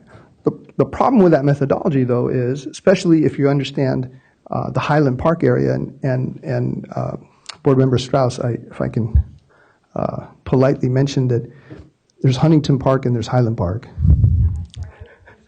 Thank you. I just hope the transcript. I think that's what you meant.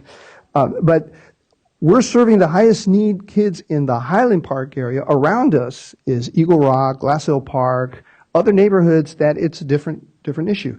And we mentioned the criticism that they did not include the similar composition schools at LA Unified. In fact, in their report, they have a table and they have a line that says similar composition, and then it's blank, and there's no schools in there. So they only listed residential schools, of which most of them, or I think all of them, had magnet schools in them. That was problematic. But that was LA Unified, that was October. Let's fast forward to February. And for the ACCS meeting, the CDE used a different set of schools, but they now included another magnet, Washington Irving from Glass Hill Park, kind of difficult, and they included Eagle Rock High School, also a little bit of a challenge. Right?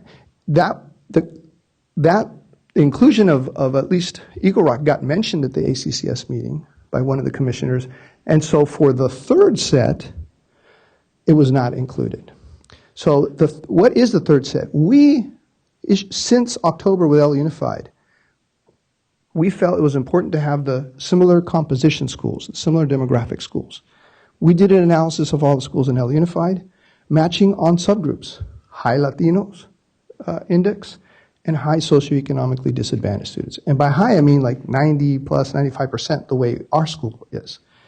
And we presented that list to the district. It was ignored. And we presented that to the state. It does not show up in the ACCS analysis, but it does show up, thankfully, in the SBE analysis. And so the list that is in front of you for this meeting is the composition of our suggested similar composition schools, which they included, and the residential schools. It is a much better list, right? So at least we kind of got past that. But now let's step back to the other problem. Now that we have identified which schools we're going to look at, if the scores that you're pulling for those schools is coming from the CASP report, you have magnet data in there, and you have grade span issues in there, right? This is why it is important to look for disaggregated data. Maybe not all districts have it, but LA Unified does. We only discovered this data set like 3 weeks ago. We believe it only kind of came online in the fall. But our point is this is an important differentiation, disaggregation. It is a critique that we have been constant in providing. And so we present this, and I hope my clarification on the methodology helps. But my last point is now you see the green points do show that we compare favorably in a fair comparison in terms of high schools and middle schools. And we think it's unfortunate that Dr. Perry at the ACSS meeting made the statement. He agreed with our logic that grade span and magnets should not be included. He agreed with the logic, but he also asserted that their data didn't have that. As of this week, Dr. Perry now is saying, no, Ricardo, you're right, and this methodology is the better one. Can I come back to you, Member Rucker, and ask Member Sun and Member Pagalanan to get their questions in, and then thank you for asking the questions that got us to this clarification, and then we'll keep plugging away. Member Sun. Thank you so much. I think the questions of my colleagues and Mr. Morales, your explanation was extremely helpful here. So there's two other pieces helpful in getting to the story behind the numbers. There's another piece too, and I wonder if Academia Avance has that around students who have been with the school? Because I know that you may have students who come in and out, or they come to you extremely disadvantaged, behind in grade level. Do you have growth data, for the lack of, better word? And this is Carson's back to our conversation yesterday, without something statewide, what are you using to show that?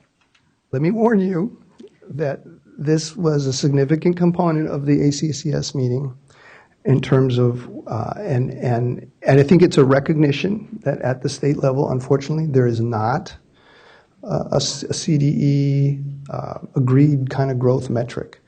Either you go with something that relies on student level aggregation, student level data, which is, you can't compare school to school. We don't have, we can give you our student level information, but we don't have access to other schools.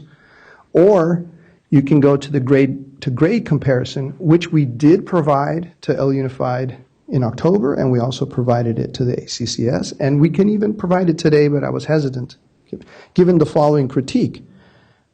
It's true, those aren't necessarily the same kids. So if you're saying 2 years ago here there were 6th grade, here they're 8th grade, maybe those aren't the same kids. Yes, that's true, right? But how else can we do a grade comparison? So to your specific question, I would turn you to the slide that I put up here, which is the NWA map data. Now that's a whole nother criticism. Not all the schools are using NWA map data. However, they do have a national norm, right? And so the brown line on this chart is the national norm, right? And this data does bias to the students that stay with us over the course of the years. And what we clearly see here is, first off, there's no skimming going on here, right? If you compare to the national norm, the lower grades, the 6th and 8th graders, have a significant gap. But over time, and this is 4 years worth of data for the end of the year, they keep, as an average for the whole grade, the scale is moving, the score is moving up, right? Such that by the 11th grade, we're getting to the norm, right? That we offer is evidence, and that shows that over time, the students that stay with us are growing. And it also explains the issues about, well, how are you getting all these kids into college, right? Hey, if you're staying with us and you do our academic program and you do our life prep program, you're going to have a high probability of going to college. What other explanation can I put in here, though, that's difficult to see, but I think is understandable, especially the comments from Board Member Strauss, right? Our community, this is the immigrant community, right? And so very highly in flux, especially at the high school level. We're getting kids in the 10th, 11th, even seniors, right? We have one case of a student came to the 10th grade, had to spend 3 months in a Houston, some people call them cages, but in a Houston ICE detention center, right? So it was going to take him at least a year just to get past that experience to start to focus. I'm happy to report that he's well on his way to graduating, and he's well on his way to getting into a college, right? But we're not turning those kids away. They are a significant component of, or there's even another way, and I think if you knew who this last speaker was, the gentleman with the Dodger shirt, right? That's Romulo Abelica. His family came in front of this board to speak about the separation for 6 months, given his ICE detention, right? He has 2 daughters that are in the school right now, right? That's a huge disruption, right? So maybe they were with us since the 6th and 7th grade, but definitely during the 8th and 9th grade, there was some other focus going on there. I'm happy to report that the eldest is a junior. She's doing very well in her grades, on track to finishing AG, and she's determined to go to college like her 2 cousins, one who graduated last year from UC San Diego and has a great mentorship in the medical field, and her sister, who's now a junior at USC, having completed her internship in Washington with Congressman Jimmy Gomez, and is now working on staff for Hilda Solis. I think I'm going a bit long there, but I hope, my point is, you asked, is there any kind of evidence of growth? We offer this data set with all those caveats. We have other data sets that show that, hey, 6th to 8th grade, there's huge gains, more so than the magnet school programs around us. they're at a higher level, but we're showing the growth. And as the point that Mr. Premack said, it's about the growth that is the emphasis in the renewal criteria. Thank you.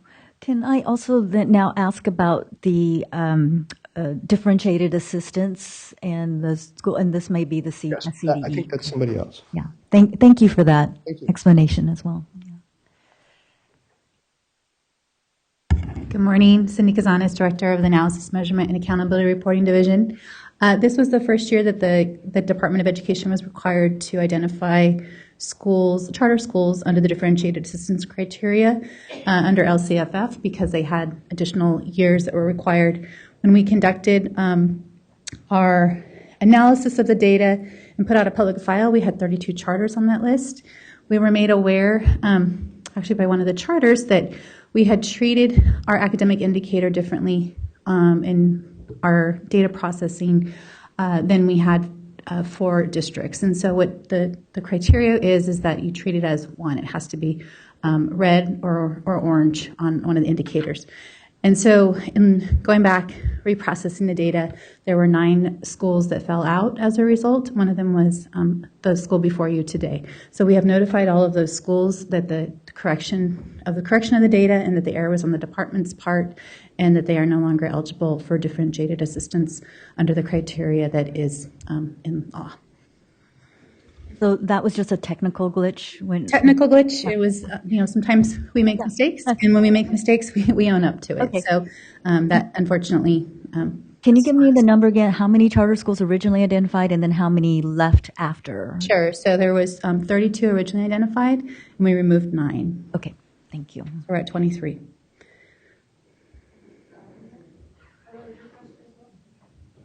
Just trying to get into this conversation. Member Rucker, did you want to return to a different question? Yeah, I had a different, I wanted to speak again to the representative from Avance.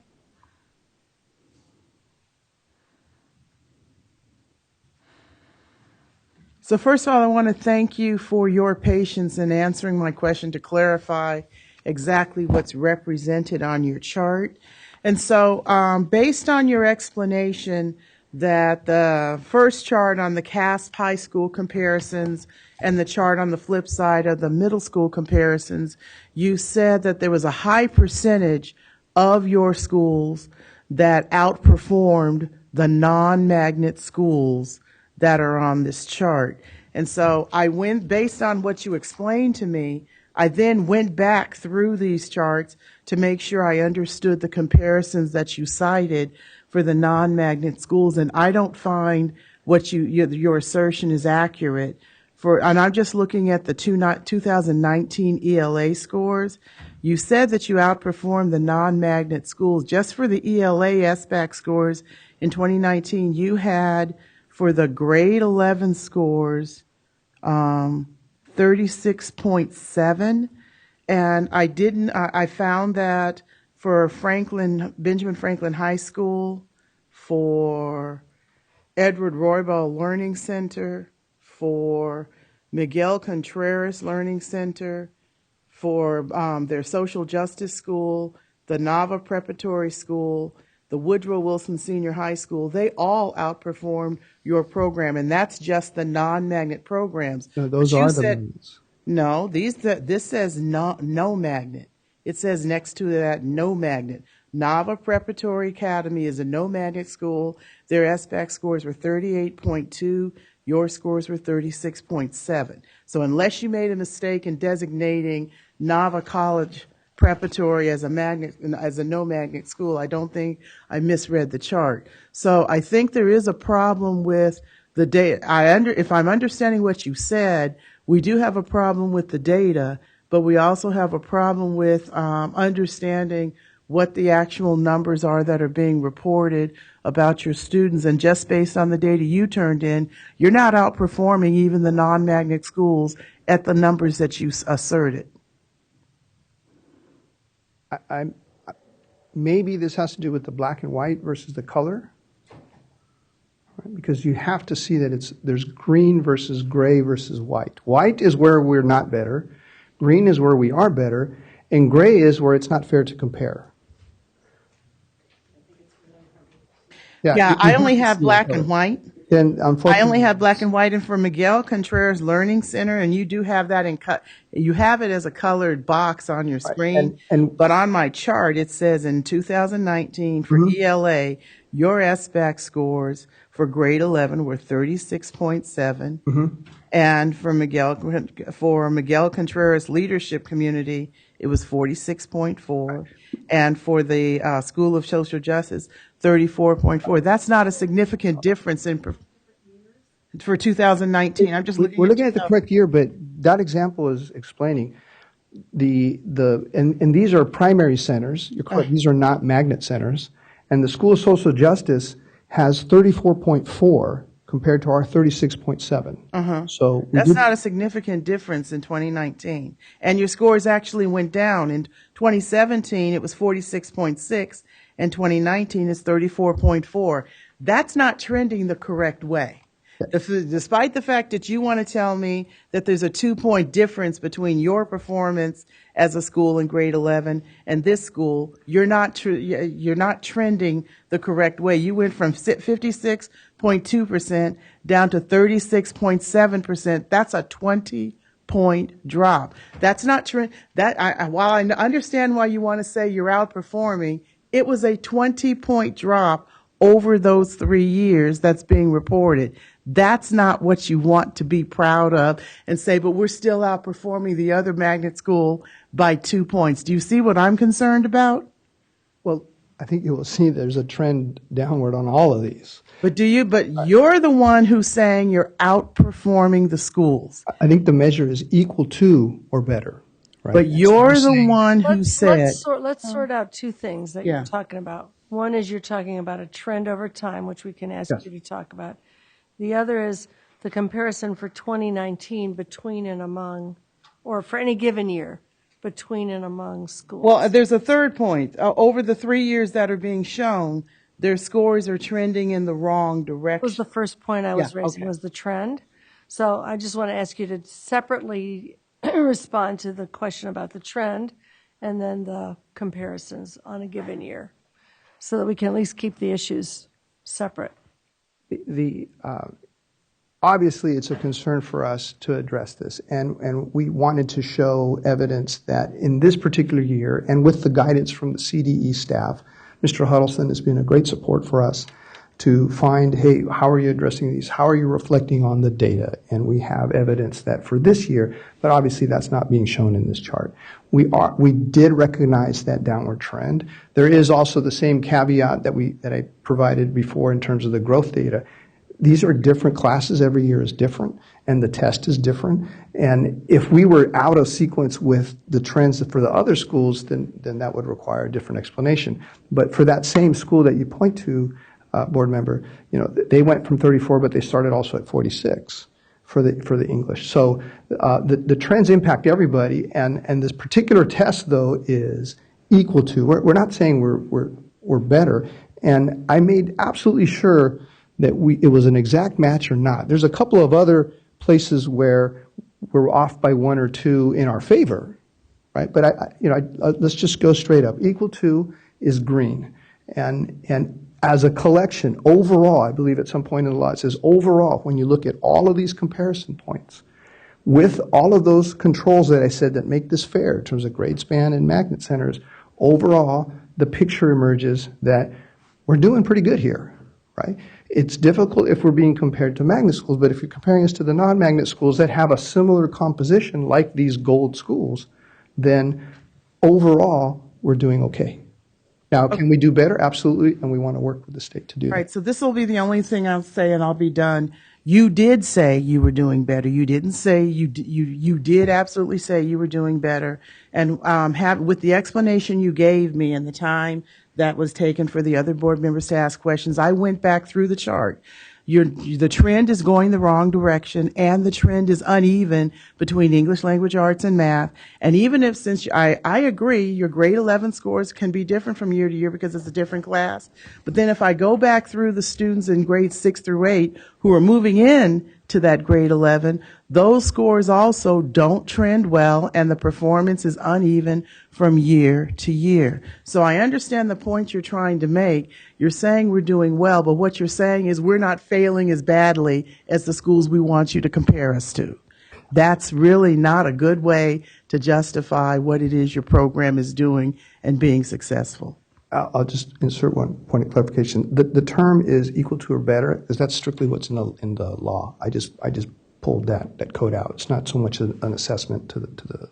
And my point is, with the explanation you gave me to help me understand what this data represents, I don't see where it's equal to or better. And again, I think your explanation helped me understand better, and I don't see where it's equal to or better just based on how, and I'm going to admit, I might still not quite understand what you're trying to compare in this chart, but you're not equal to or better based on how you explain this chart, who it is the students are that are represented in these two charts. Okay, we've got the data questions. I just want to summarize what I think I've heard about the data, because there's been these questions.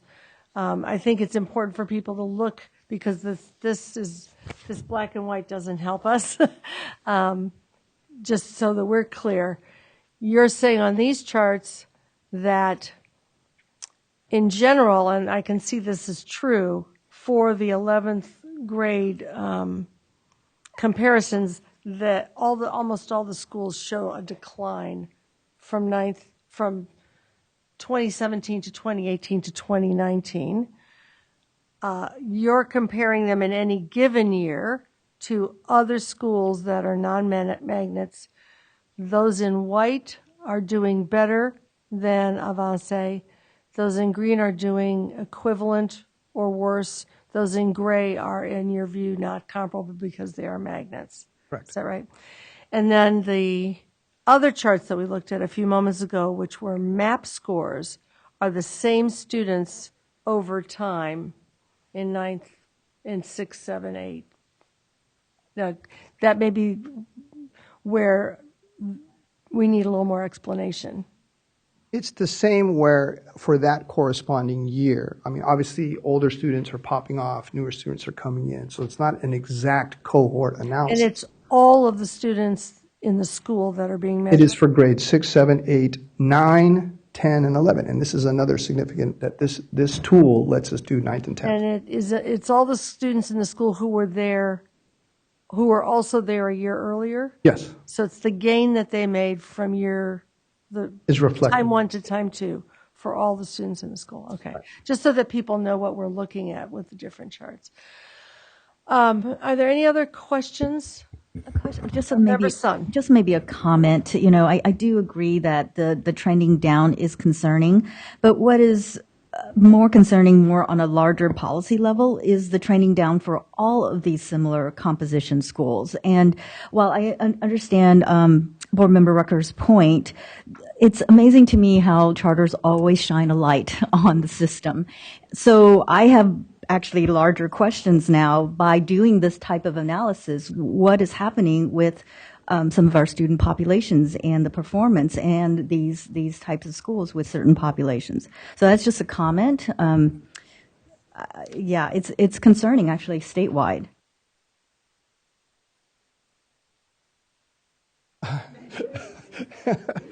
Whoever made that possible, thank you. One of the things that we are up to our eyeballs in are the differences between progress data and growth data, which is something we're going to revisit in May when we come back to the growth model, because from year to year, one group of 11th graders looks different than another group of 11th graders, and that's what we're currently measuring on the dashboard.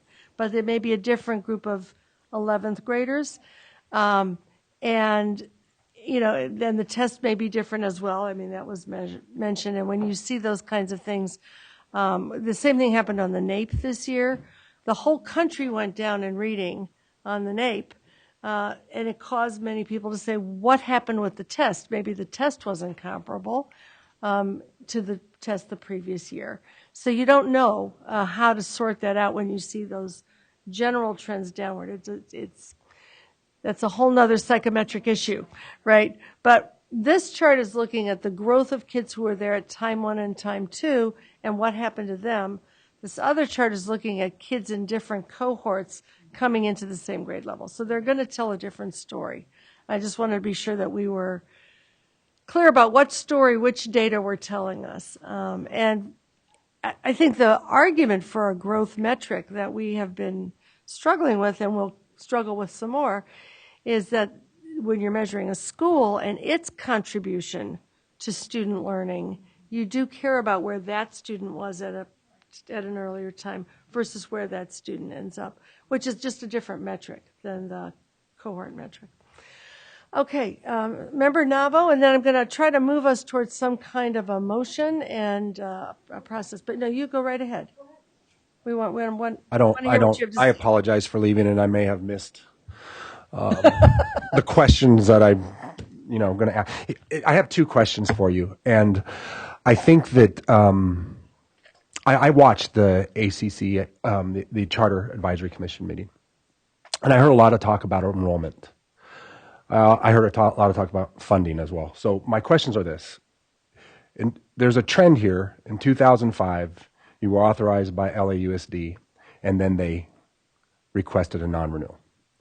Then LA County Office of Ed authorizes you in 2010 and requests a non-renewal. The state board then authorizes you in 2015 and then requests a non-renewal today. The staff. There's a trend. And I'm struggling to find out what you can do to change this trend. If we were to, recommend some type of conditions, we're bucking the system. The system is telling us this is not working. You're dealing in year 15 with year 1 financial issues. If I understand the receivables correctly, you're selling ADA basically to pay. You're banking on ADA. Okay. So my issue is enrollment. I did not hear about the 100 new students in the charter school meeting. I'm interested in where those came from because you had articulated in that meeting enrollment was declining in your area. Obviously, it's a tough area and declining all around. So between the charter school meeting and today, there's 2 binders full of 100 new students. So that would be my first question. And the second one is about funding. Okay, let me see if I can. How are you going to make the bottom line 15 years into this thing now? And it goes into enrollment, right? For the first 3 years of this current charter, we stayed constant at 390, right? So the issue is in this particular year, right? And there are 2 parts to that. Why was there a precipitous drop for this particular year? One is I think the cloud of renewal. Right. We had hoped to be approved by October. That cloud is and I think I will get to how I think we've addressed that. Right. The second one is just the reality of this presidency and the impact to the immigrant families, of which is a huge component of our families, and the gentrification, which is mentioned by Assemblymember Wendy Carrillo, has hit very, very hard in this particular year, where families are leaving. Right. So this has been a challenge. How have we addressed that challenge? Where did all of these interests come from? We tried a different strategy this year and worked with a professional recruiting group who you heard from, Mr. Pacheco. But the difference was in pairing off the professionals with our parents and our students. And that kind of pairing we had not done before. Why didn't you try this before? Well, we did now. And February is an important month. People in December and January are still kind of focused elsewhere. February is when you can really attract, in our neighborhood, attention for our school. And so we were at the right time with the right strategy, and we had a huge interest that we were able to attract. And I think it's demonstrated. So the point is that the budget at 350 for all 5 years is recognizing we're still going to have to deal with the demographic and economic pressures on our community, but we believe we can attract at that level. And the fact that we were able to do that in these last 6 weeks is evidence of that, right? We didn't get 1,000 interest. That would have been like, wait, where's that coming from? But the actual number is 150 new student attraction. That puts us in a good sweet spot in terms of our budget. So now let me get to this story. There's actually a longer story. LA Unified gave us a 3-year charter, right? And there was a direct attack on the school in the 3rd year, right? Which we backed it away. Then they gave us a 1-year extension. Then they gave us a 1-year extension, right? So that put us under a huge cloud in that whole first 5-year period. And to be specific, the 5th year under LA Unified, we had to take them to court in order to act appropriately on our renewal consideration because they were running out the clock, right? And the judge agreed, and the judicial action worked in our favor. We went to the county, and we won at the county level, right? Fast forward, and again, it's important, it was a no action vote at the county. It was a 3-3. They didn't decline us, they didn't renew us, right? So that kind of leads, hey, maybe there's some other political pressures happening here. Fast forward another 5 years, and here's a very simple number. 45 schools were seeking renewal last fall. 44 schools got the recommendation from LA Unified. How can it be, even since we're the top 3 school in terms of getting students to college, how can we be dead last 45th? Maybe there's something else going on there this last fall with LA Unified. For a whole nother explanation, I can talk about the SELPA issue and the fact that we were the only school that declared we were not going to join their SELPA. Okay, but that is a whole nother explanation. But my point is, people keep pointing to, hey, you've been around for 15 years. How come it's been so hard? Because it's been so hard where we are. We're in an area that is very, very hard against charter schools. And I believe, given that this last month was able to show that we can attract students, we have the program that attracts our families, we have what these families want in terms of getting their kids to college, right?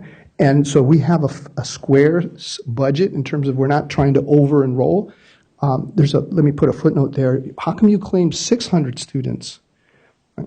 That was the claim from 2015 when we first submitted our charter to the county, because we were going to construct a new building and gain that facility. Now, because that construction fell through, and that was the partnership with City Terrace LLC, it was a partnership to build a new school.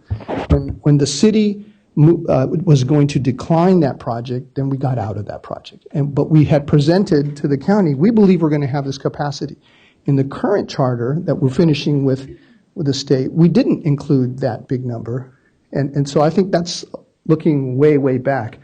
And this current petition, it has the words from the CDE, has a viable plan going forward, right?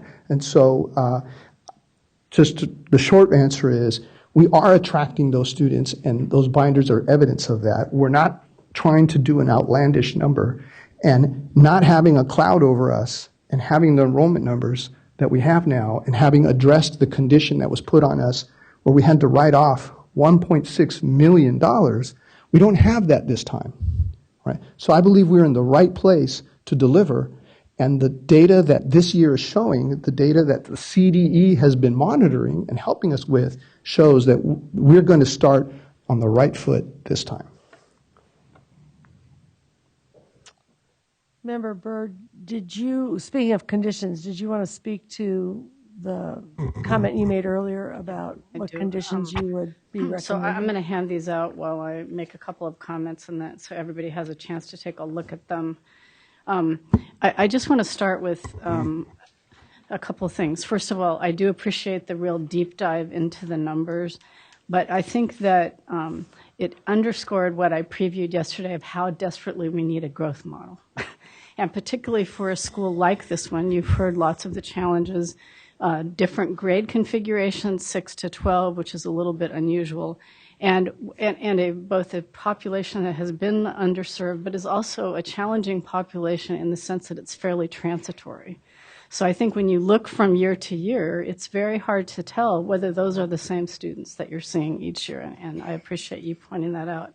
The other thing I want to say is that just to refresh people's memory about what the criteria are for our approval is that the primary consideration is supposed to be academic performance, and we've done a lot of delving into that. But we are also allowed to, and indeed I think are compelled to look at alternative measures. And with this school, I want to refresh our memory back to the beginning of Stephanie's presentation. If you look at her slides, and this is slide number 9 on page 5, that the school itself is a college preparatory school with the goal to ensure that all pupils complete A to G requirements, graduate, are equipped to be accepted into colleges and universities, and have the opportunity to develop into active citizens.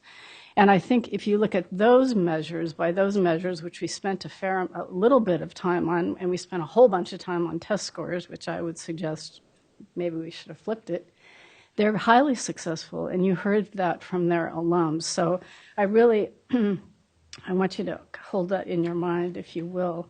And just a couple of other sort of overarching comments. As I mentioned, I think at the beginning, the school has been in operation for 15 years.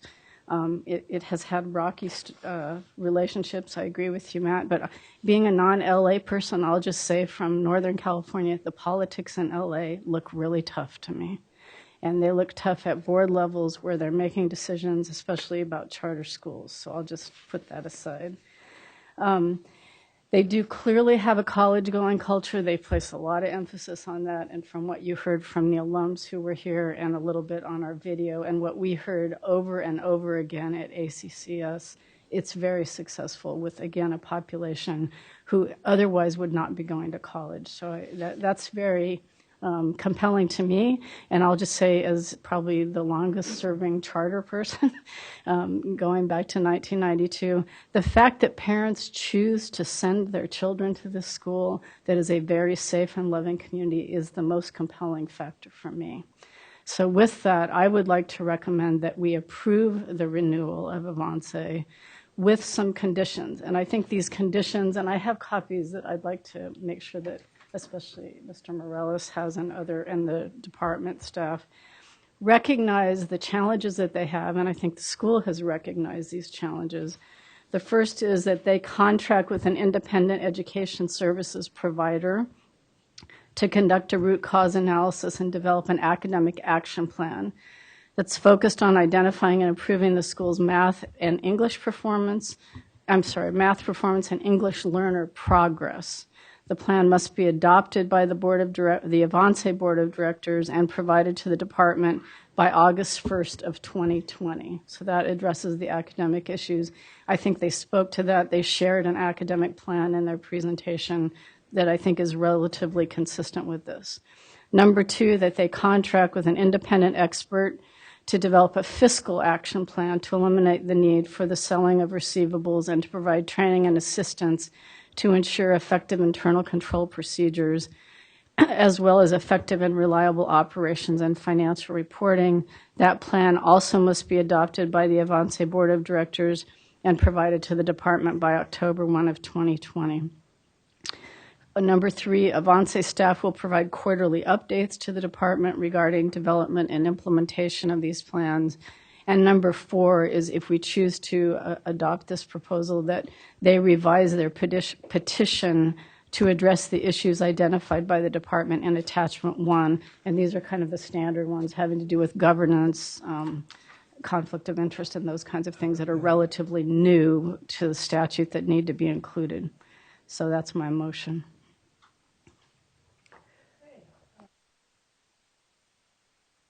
I think we do need a second. I'll second that. Thank you. Is there further discussion on the motion? We have Member Pagalanan and Member Barker. Anybody on this side of the? Well, I kind of wanted, I don't know if I should ask now, but I kind of wanted to ask just a little bit more. I don't think we really talked about the plan necessarily, the academic plan quite enough. Time to do it. Yeah, I mean, I excel. It's just, from my perspective, it seems like a lot of separate programs. I'm not quite understanding exactly the cohesive. I'm not seeing really the cohesive plan, and I think that, I mean, it's good that it's a part of the conditions.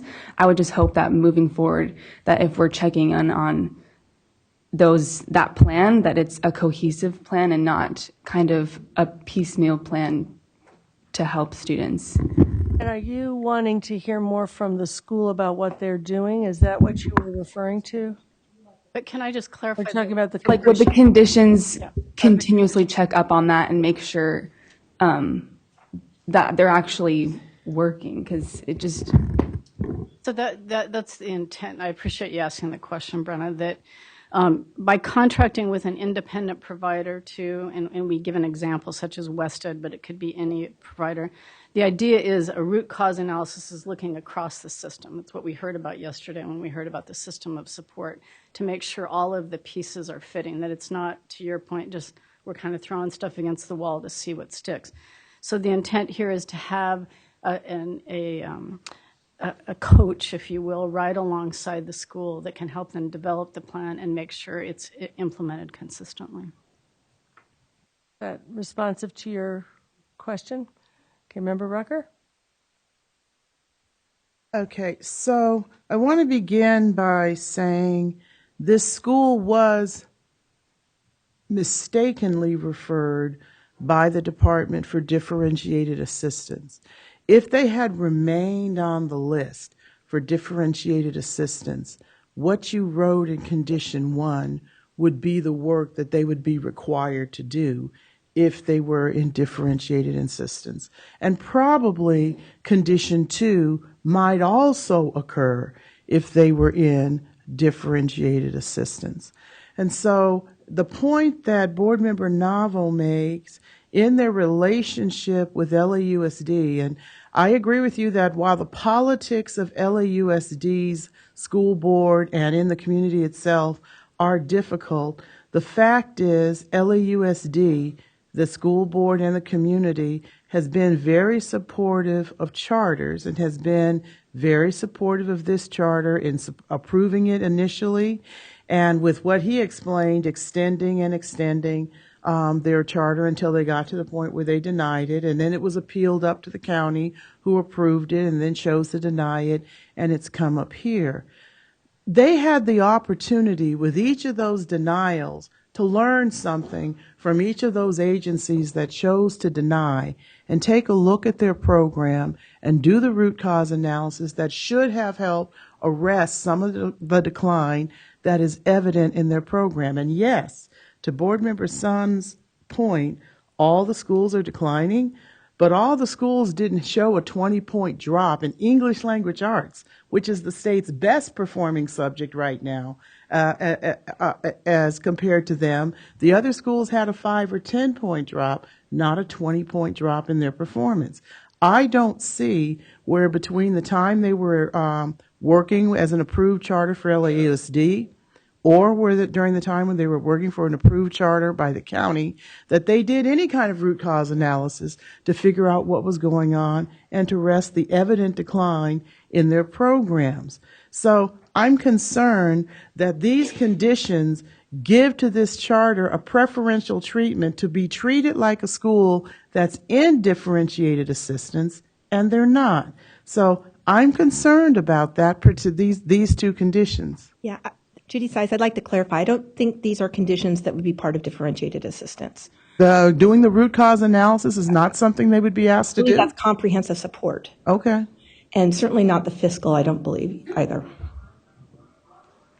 Okay.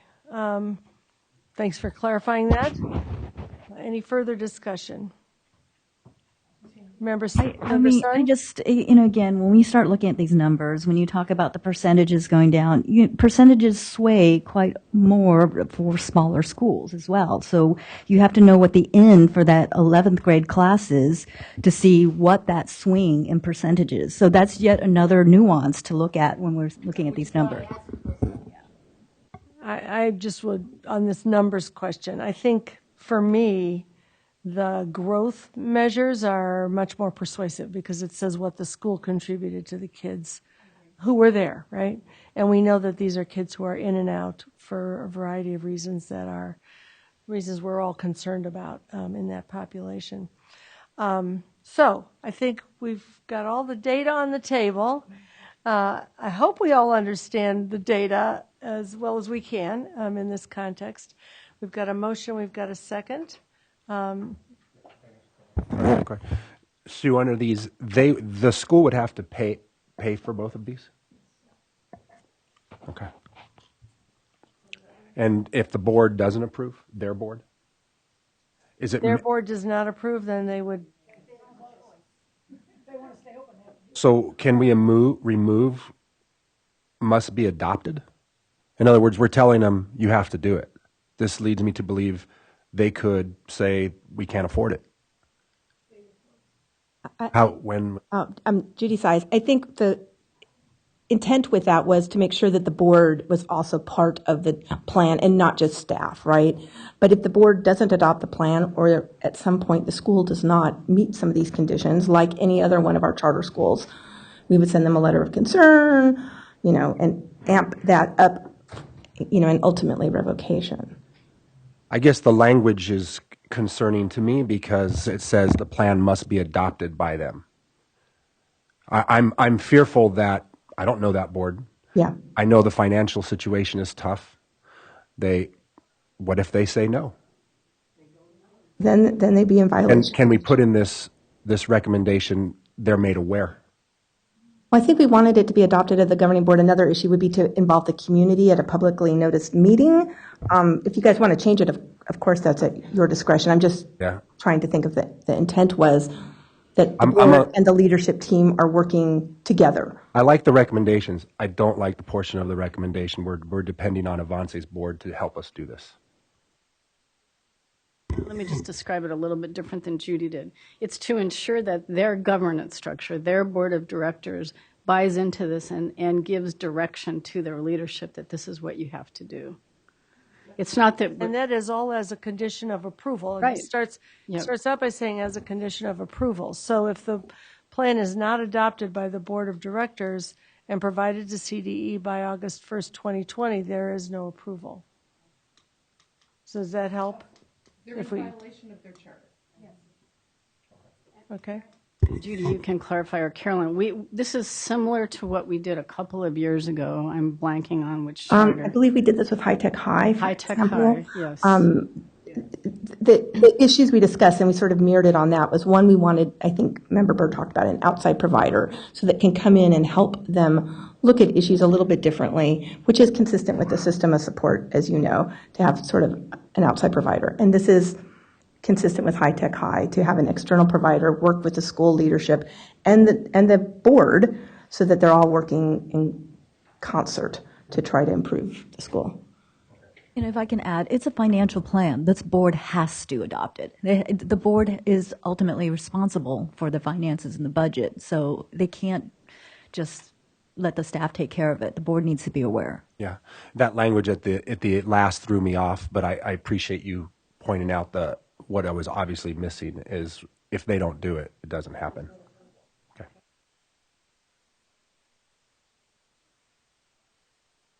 All in favor of... Okay. All in favor of the motion as made, say aye. Aye. Any opposed? Any abstentions? Motion passes. Thank you.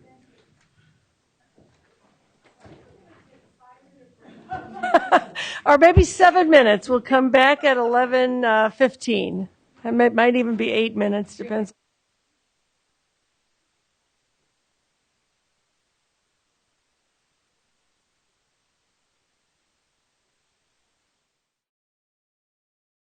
Okay. I think we're going to get ready to begin. We'll ask for indulgence from the audience. The board members have their working lunches have arrived, and people will be munching as we move into item 15. Agenda item 15 is a public hearing regarding the petition for the renewal of a charter school under the oversight of the State Board of Education, consideration of OnePurpose School, which was denied by the San Francisco Unified School District.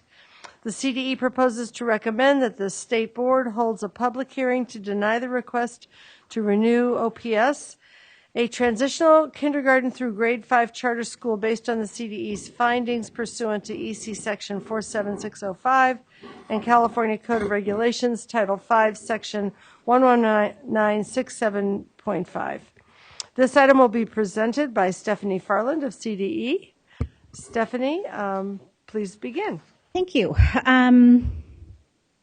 So OnePurpose is currently an SB authorized charter school with a term that expires on June 30th.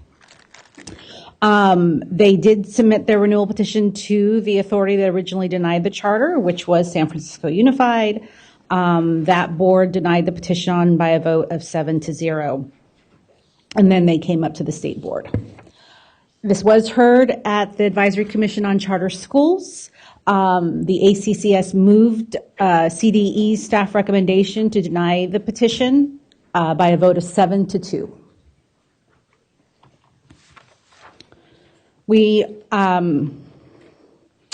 So basis for our recommendation for denial, that they are not consistent with sound educational practice and they are unlikely to successfully implement the intended program.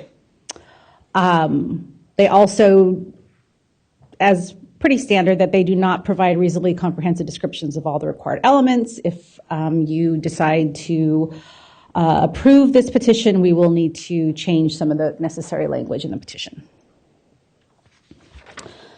OPS was originally approved by the SBE in 2015. They are intending to serve 118 students in TK through grade 5. They currently are co-locating on a Prop 39 agreement with San Francisco Unified's Bret Harte Elementary School.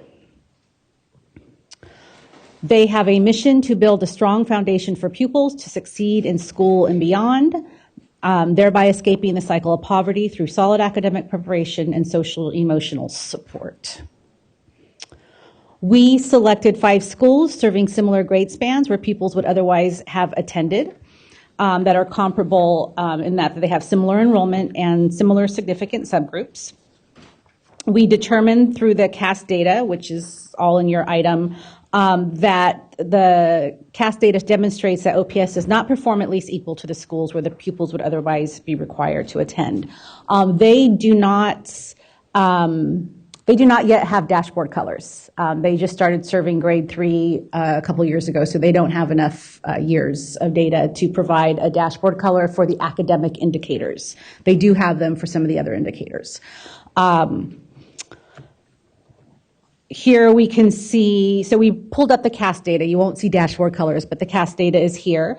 15% of their student populations meet or exceed standard in English language arts. In 2017-18, and then they went down in 2018-19 to where it's just a little over 9%, 9.3% meet or exceed standards for English language arts. Mathematics, as you can see, very low percentages in terms of meeting or exceeding standards, 6.25% in 17-18. They were able to bring that up to 10% in mathematics. The colors they do have on the dashboard are for the non-academic indicators. And for 2019, they have a chronic absenteeism rate of 44% and a suspension rate of 5%. They did improve their suspension rate a little bit, but they did go down in their absentee rate. English learner progress indicator, they are at a low performance level. But you can see that they have level 4 and level 3 are about 50% or so of their, 52% of their students. And then here's their progress indicator in terms of how many levels they've increased in their ALPE. I pulled out the chronic absenteeism. We're very concerned about their chronic absenteeism. As I said, they have increased from 17-18 to 18-19, and it tends to be, hold on, I was going to get to that. Yeah, so it has increased. Suspension rates, they have improved from last year, from 2017-18. They went from a red to an orange. However, they are still red for their African American population for suspension rates, and still red for their socioeconomically disadvantaged for suspension rates. So they're having some issues in terms of suspending students at the school. We did look at alternative measures that OPS provided. Some of it, as we've said before, their family engagement indicators, climate, organizational outcomes, rely on assessments and data for which we lack the independent confirmation of for the reliability and fairness. The OPS review, OPS completed their own review. 2018-19 CAS data wasn't available when they first applied for renewal, but their outcomes are better than the school that they co-locate with, but significantly worse than all the other schools in the area. And to that point, I think that they're aware that they're not meeting renewal standards, so they did submit to us some conditions that they would be willing to follow if the board was wanting to approve them. We looked at those conditions, and part of those conditions were voluntary closure, which is not something the board can approve or even consider. So we really didn't take a look at the conditions too deeply because they didn't meet any of the standards of renewal. So therefore, we didn't consider the conditions, and also that piece about voluntary closure was not something the board is able to do. You would have to revoke if you wanted to close the school. San Francisco did their own review and also found that their results were not comparable. They are here today, so they are a district that traveled here. I'm really happy about that. And they will speak to their review when they come up. Inability to implement, they do have, in terms of their projected budget, so their projected budget includes pupil enrollment for 118 students in 2021, moving all the way up to 141. They have yet to make any pupil enrollment goals for their school. Now they're under 100 students right now. We have some doubts that they'll be able to even make the 118. So their projected budget is viable if they make the 118. But considering the area and considering some of the issues around the school and the fact that they've not been able to even make 100 students, we have some doubts about that. They do have money though, because a lot of their income outside of the state allocations that they receive are private donations, and they're pretty consistent. We're including them in here. They've been pretty consistent with their private donations over the years. There hasn't been a lot of lag time in terms of donations, so we've included those in the budget. Here's their numbers in terms of what they originally wanted to do. When we approved them in 2015, they were hoping to be up at 312 students this year. And as I said, they're somewhere in the mid-90s. Past history under the state board, they have been issued several letters of concerns for academic and operational non-compliance, and for one letter of concern was for low ending fund balance and enrollment. They have, when we issue a letter of concern, we do ask sort of conditions. We want you to do this, this, and this by this date, and they have complied with all of our letters of concerns in the past. We find that they do not provide a reasonably comprehensive description of the following required charter elements: educational program, governance structure, suspension and expulsion procedures, dispute resolution procedures. In terms of educational program, they were not clear on how they would identify students who are not achieving at or above expected levels, nor how they will respond to the needs of low achieving and high achieving pupils. The petition also does not state that reclassified fluent proficient pupils need to be monitored for 4 years after reclassification. Governance structure had some issues in terms of their bylaws and potential conflict of interest. Those things would need to be fixed if the school moves forward. Suspension and expulsion procedures. You cannot involuntarily remove a student for OPS unless the parent or guardian has been provided written notice of intent to remove the pupils. They do not state that in their suspension expulsion procedures. They needed to be more clear that they understood that.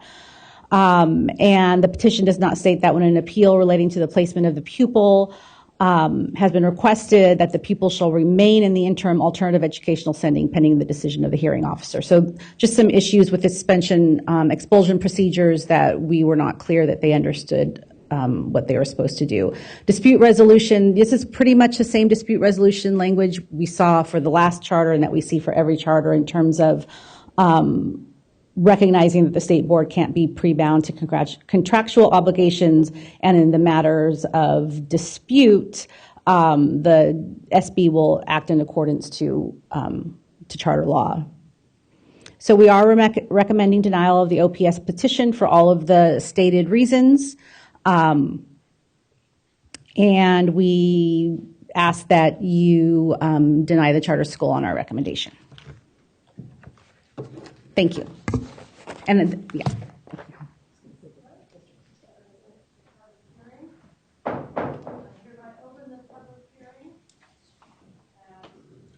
11:32 a.m.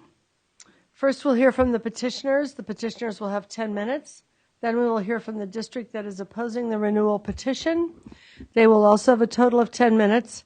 After the presentations from both sides, there will be an opportunity for public comment from any individual who has not already presented for 1 minute each. So we'll take the petitioner presentation.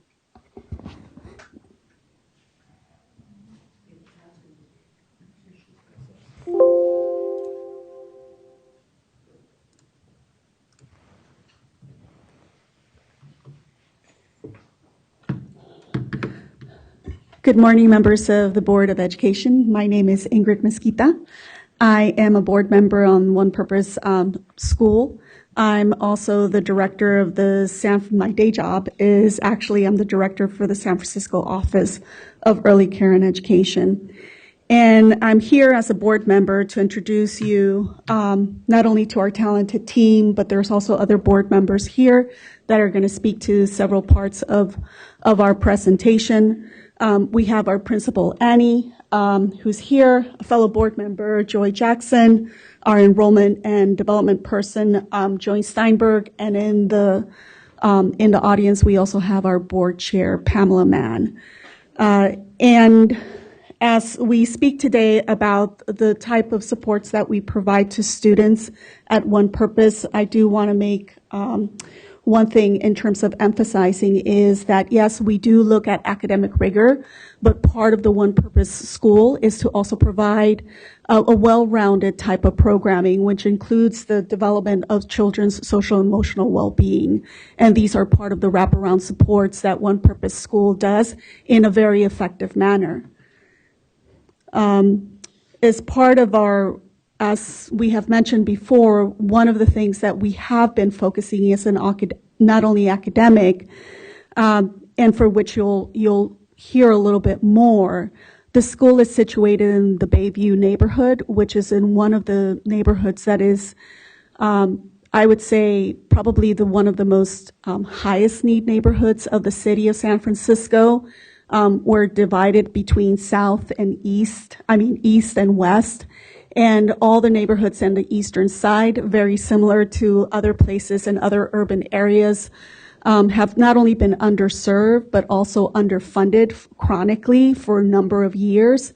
And so what you see is not necessarily a manifestation of something that just happened overnight, but rather of years and years of really overtly racist policies. And so I hope that you take that in mind as we provide some of this data and also look at what we can do as board members to support the students at OnePurpose.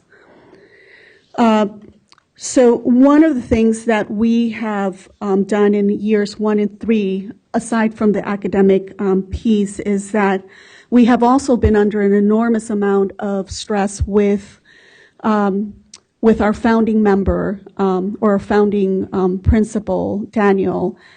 He ended up having to leave the school because of health reasons, and sadly, he ended up passing away.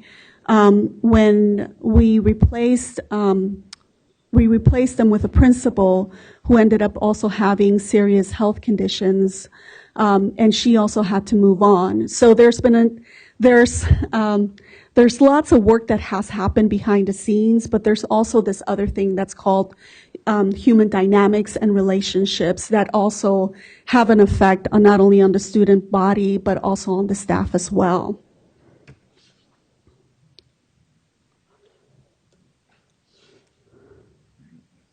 So, is that one over here? Okay, all right.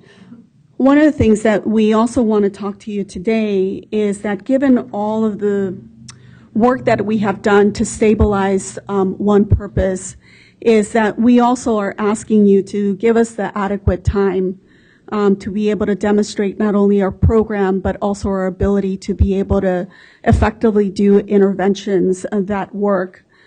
So we've made a proposal to you, included in your packets, that we would adhere to voluntary conditions of approval that would allow us 2 years to meet the indicators aligned to the California School Dashboard. But we're also amenable to be able to adjust those conditions based on the conversation today. And we can speak to more about that through either our legal counsel or our board chair. If we do not meet those benchmarks in the 2 years that we're asking, as well as this current year, then we will voluntarily close the school, which is something that we do not want to do. However, this timeline would allow us to share a more complete data story, as last year our enrollment was so small in the tested grades and that we did not have the subgroups in order to have those colors on the dashboard. To be able to talk a bit more about our program approach and also our community, I'm going to hand over the mic to Joy Jackson, another board member. Thank you. Thank you. So as Ingrid alluded to, Bayview has a rich history and does not tolerate savior complexes or charismatic leaders to come in with false promises. We definitely hold people to what they say. And so OnePurpose has really focused on addressing the trauma that the community has faced over the years and has proven to be a true community partner. Some of the ways that we've incorporated this partnership is also building connections with other standing strong programs like some of the preschools and the YMCA and the Boys and Girls Clubs. But in terms of our community, 70% of our kids leave the community for other educational opportunities. And so our families are looking for and they deserve a viable option in their community. So here's a quick overview of OnePurpose School's enrollment history. As you can see, in years 2 and 3, we were fully enrolled and had a wait list at the beginning of each year and showed growth in each of those years. We averaged about 20 students per classroom and had wait lists at the beginning of the year. Then we found out in year 3 that our facilities offer for year 4 did not include any additional classrooms, so we made the decision to prioritize serving our current students over growth, which meant that we did not offer a transitional kindergarten class in our 4th year, and we also had to combine our 2 second grade classes into 1 third grade class, despite the fact that we had a wait list and could have filled 2 third grade classrooms. Additionally, year 4's extenuating circumstances that Ingrid discussed are reflected in how we started the current year. Now, moving forward, next year we are projecting an enrollment of 118 students, and I'm confident that we will reach this number because Through a recent survey with our current families, 90% indicated they plan to re-enroll despite all the uncertainty of charter renewal. We have an additional 56 meaningfully interested students and families in enrolling next school year and anticipate additional applications to come in as we get closer to next year. And additionally, San Francisco Unified School District and its preliminary facilities offer for next year's did not challenge our enrollment projections and offered us facilities to accommodate the 118 students.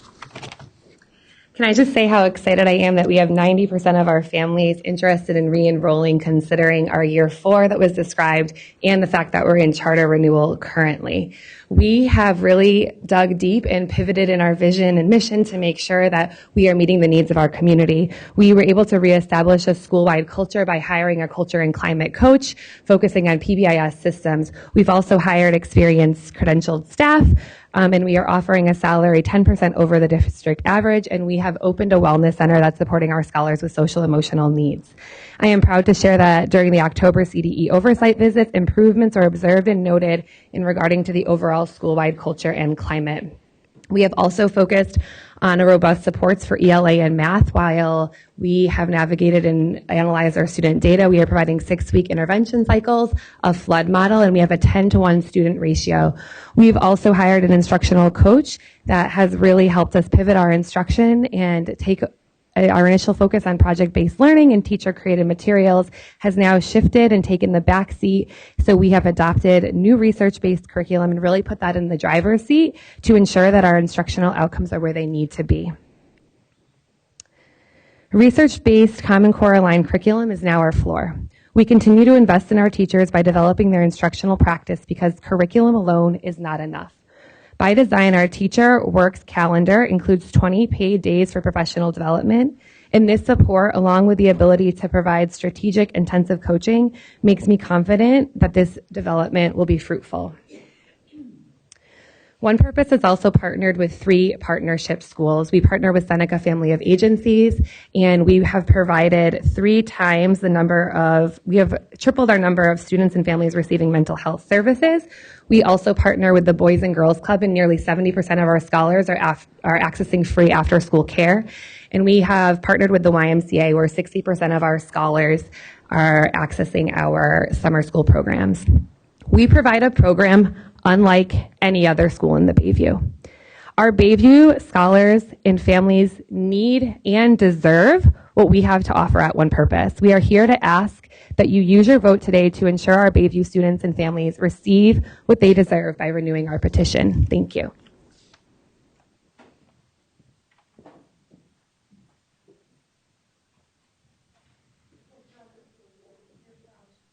Francisco Unified.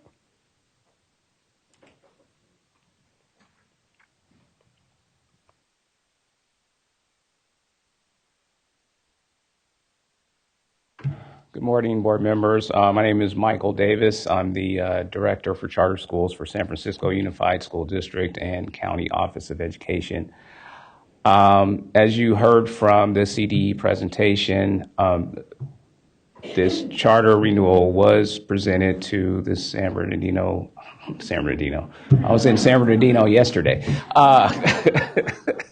The San Francisco Board of Education for renewal.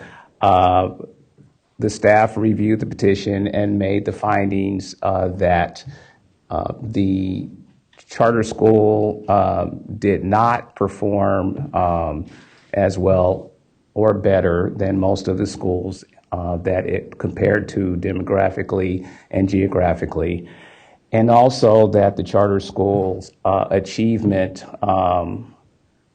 progress over the last couple of years was negative and not positive. And so we recommended that the board make findings that the charter school did not meet the academic criteria for renewal and that the petitioners were demonstrably unlikely to succeed.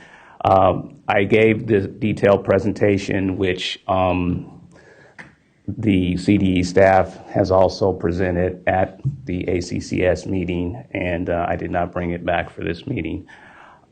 Just a couple of other things in regard to declining enrollment. That has been demonstrated in the information provided by the district. by the charter school and by CDE staff. There was some discussion in the ACCS about the fact that the district school with which the charter school is located, Bret Harte Elementary School, was experiencing similar declines in enrollment. That school, over the past 4 years, went from 180 down to 164 last year, but in this current year is back up to 206. So it is not experiencing the same decline in enrollment. And then as far as the Prop 39 issues, as was stated, over the term of the charter, the district has cooperated in meeting the legal requirements under Prop 39 for providing facilities. That has been difficult because of the co-location with the district school, which also, strongly feels it has a right to grow its program. So the school currently has 10 classrooms in the facility with our school, and those same 10 classrooms were offered under the preliminary offer for next year. In the meantime, as was stated, we did agree with the 118. We know that they're a little under 100 now, but felt it was reasonable for them to project that they could get to 118 next year. In the meantime, though, the school has very responsibly, approached the Bret Harte School and said, we need to plan for the transition, and held an enrollment fair on February 26th. And that fair was participated in by Bret Harte Elementary and a couple of other charter schools in the area, and of course OnePurpose. And at that fair, 18 families actually switched and decided that they wanted to enroll at Bret Harte. And of course, our Educational Placement Center is willing to make that happen. So those are the details of what went on. Thank you. We'll now take public comment at 1 minute per person. Yes, we do have a number of speakers. Again, I will call them in groups of 5, and we ask speakers maintain a 6-foot perimeter. Michael Juba, Pamela Mann, Joy Jackson Morgan, Sue Davenport, Trevor Skelton.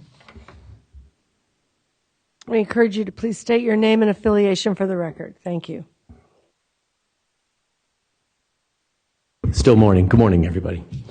My name is Michael Juba, representing California Teachers Association. I'm going to reiterate probably what was in the presentation a few moments ago at the beginning. We, as CTA, oppose the renewal for the following reasons. OPS significantly underperforms as compared to other chosen comparable schools in academic achievement, the chronic absenteeism, suspensions, and the declining ELA and math scores. The second is they are under-enrolling, which was obvious a few moments ago. OPS has also shown a consistent history of not serving their students. In 2019 alone, there were teachers that were not in possession of a valid teacher credential, as well as EL authorizations. They lacked an English language advisory committee, as well as school safety and emergency drills, and their pupil CUME folders and IEP files were not properly maintained. And so for these reasons, we recommend that you deny this petition. Thank you.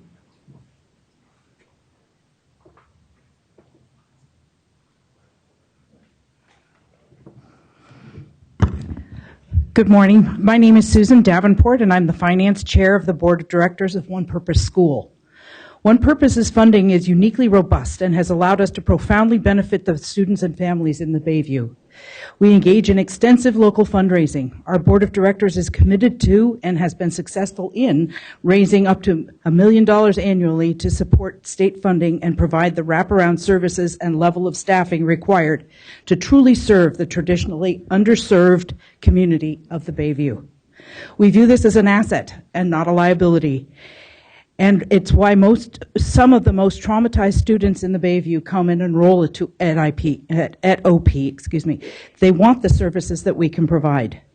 OnePurpose has been extremely successful in its development efforts. We've been able to mobilize individuals and foundations to invest in the future success of Bayview, and it's as evidenced by the letters of support we've submitted. To date, we've raised over $4.4 million from nearly 575 donors, and last week, our spring benefit dinner raised $340,000. Thank you.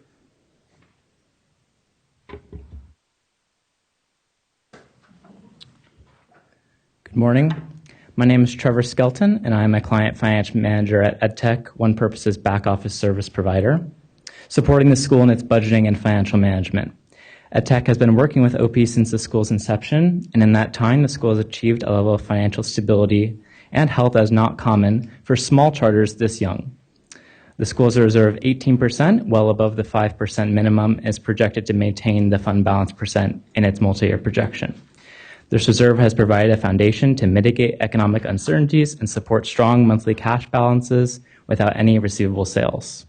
An important lesson in OP's first 5 years was scale. OnePurpose's new model now assumes a smaller scale than the original Petition, with which we are confident in its ability to effectively deliver a quality education while maintaining a sound financial model. From my experience as a consultant, the school leaders and board of directors are highly engaged and effective partners. I would urge you to vote to approve the renewal of OnePurpose School, and I look forward to answering any of your questions about the finances or budget. Thank you.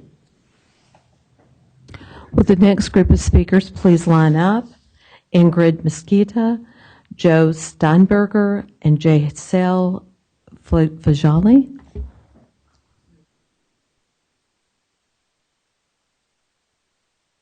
Good morning. My name is Pamela Mann. I chair the board of OnePurpose School. I wanted to highlight two things relating to prior comments. One, first, I hope you will give us the opportunity to respond to comments made by SFUSD concerning enrollment and our enrollment fair. I would hope and expect that you would not hold it against OnePurpose School, that we're looking out for both our students and our families and our teachers in the context of charter renewal uncertainty. As far as we are aware, no student has applied for nor submitted an application to Bret Harte to be enrolled. We would, of course, encourage our students, as we think anyone would, to look into other opportunities, to look out for their best interests and seek a proper education should OnePurpose charter renewal petition be denied. The second thing I just want to emphasize, and I hope you'll ask us about this as well, is that in year 3, we did undergo tremendous transitions. As mentioned, our founder and CEO, the visionary of OnePurpose, left the school and then subsequently passed away. Our founding principal left under ordinary circumstances, but our subsequent principal did not work out and for health reasons had to pass the mantle on to someone else. Annie Shibley, who you heard speak here today, stepped up ably. The board jumped in, is a working board, and we have all been more than willing to try and address prior educational inequities in the Bayview. Thank you.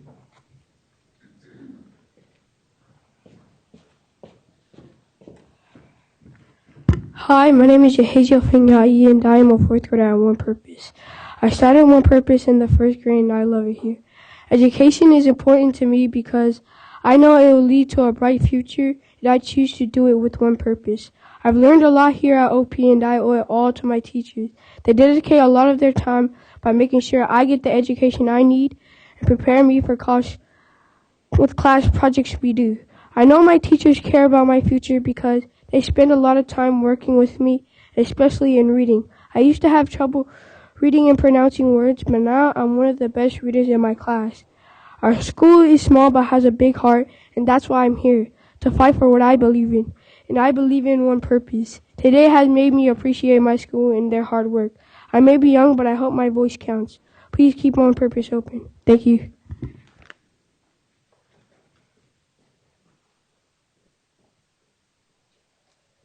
Tough act to follow.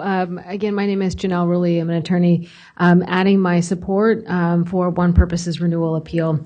I did want to draw your attention to an extraordinary step taken by the petitioners, which was to set their own benchmarks for accountability and offering to voluntarily close down the school if they did not meet those benchmarks. This is truly a remarkable situation. This is a charter school volunteering to close itself down if it doesn't perform. This would mean no notice of violation step for the state board, no notice of intent to revoke, no action to revoke. This kind of offer is very rare statewide. I can't actually recall an instance where it has been made at the state level. It speaks to OnePurpose's seriousness of purpose and their commitment to improvement. It's also recognition of the gravity of the circumstances that the school finds itself in. Given this extraordinary measure, we ask that you accept this offer and renew the charter. I did hear a statement from the CDE that this wasn't possible. I'm not sure of the legal foundation for that, but this type of agreement has been entered into statewide. Thank you.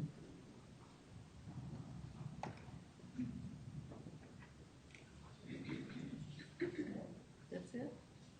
Okay.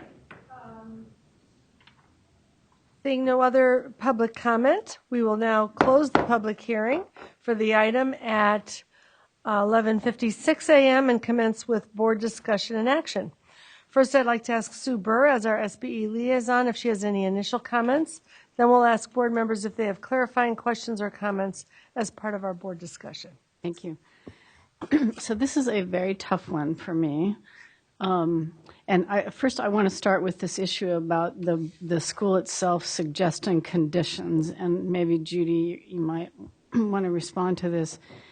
There's sort of two things that I'm not quite sure how they arrived at them. They would be different than our state-adopted criteria, if you will, for movement on dashboard and those kinds of things. So I don't know if we want to kind of go down that path.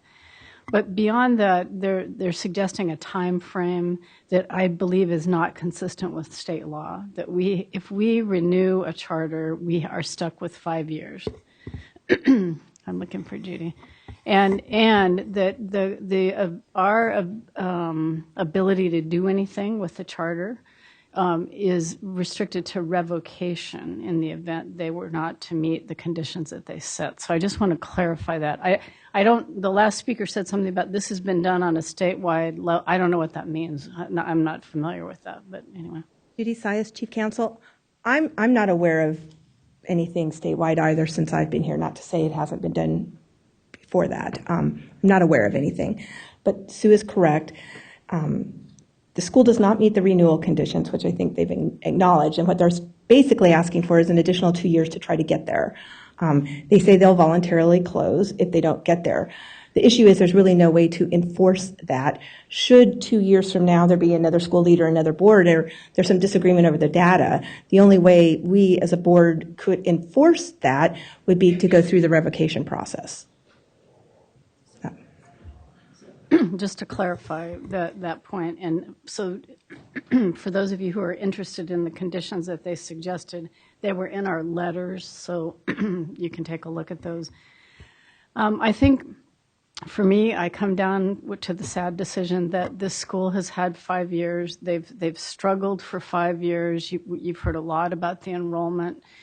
There are, and Mike did talk about this in more detail at the ACCS, there are a lot of other options actually in this area that are available to students. So I unfortunately come down on the side of the ACCS recommendation here that we deny the renewal for the school. Thank you. So I think we can now turn to any other board discussion. Member Rucker? Member Strauss? So I agree. There's whenever charter school appeals get to this level, with each successive meeting and appeal that the school representatives from both sides have, the emotions level up and become more intense, and the concerns about what is happening at the charter get a laser focus with each successive hearing. And so I'm sitting here looking at this charter and thinking about the two charters that we are tasked with considering today. And there are some stark differences One charter's been in place for 15 years, and this one's been having some problems for 5 years.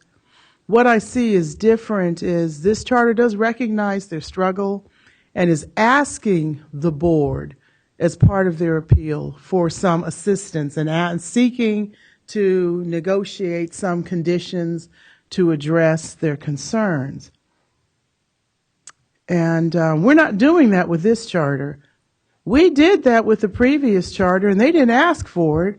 They didn't even seem to recognize that they were having a problem and that they were struggling. But we bent over backwards to create a set of conditions for that school. And I voted for that primarily because the conditions that were established, even though it did treat that charter differently and created a special status for that charter, I believe those conditions will work and ultimately contribute to the success of that school.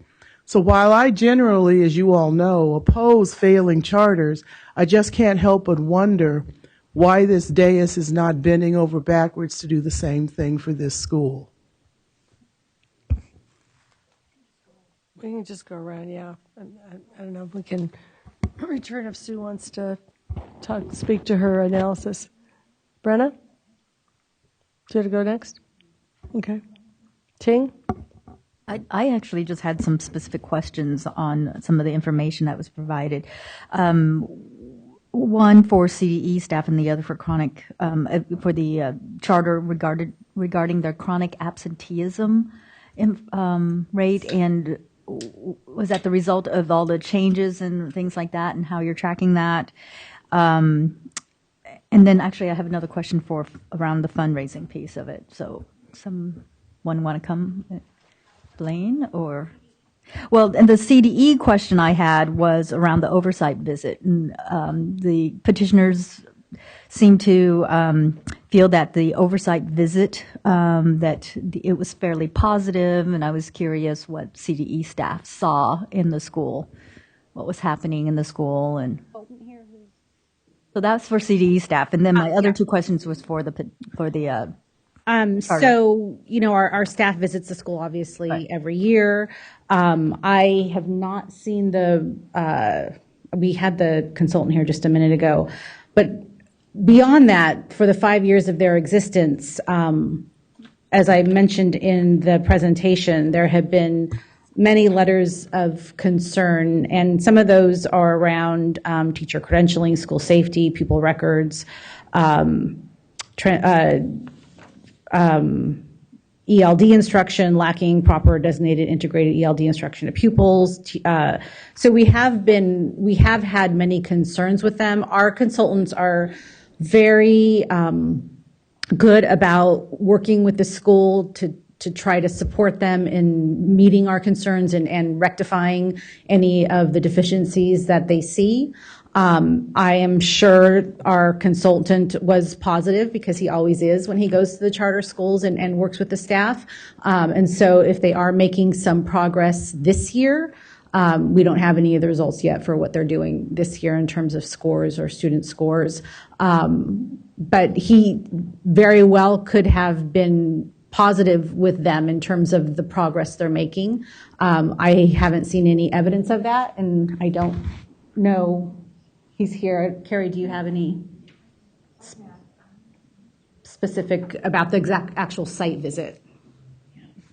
So as required by law, we take our responsibilities very seriously in the oversight unit, and we conduct an annual site visit, and we have a monitoring instrument that we use, and we actually go out there and look to make sure that the school is aligned to its petition, that is in compliance with the MOU that it has with the State Board of Education, and that it is in compliance with the monitoring instrument that we use going out. In addition to that, we do some classroom observations.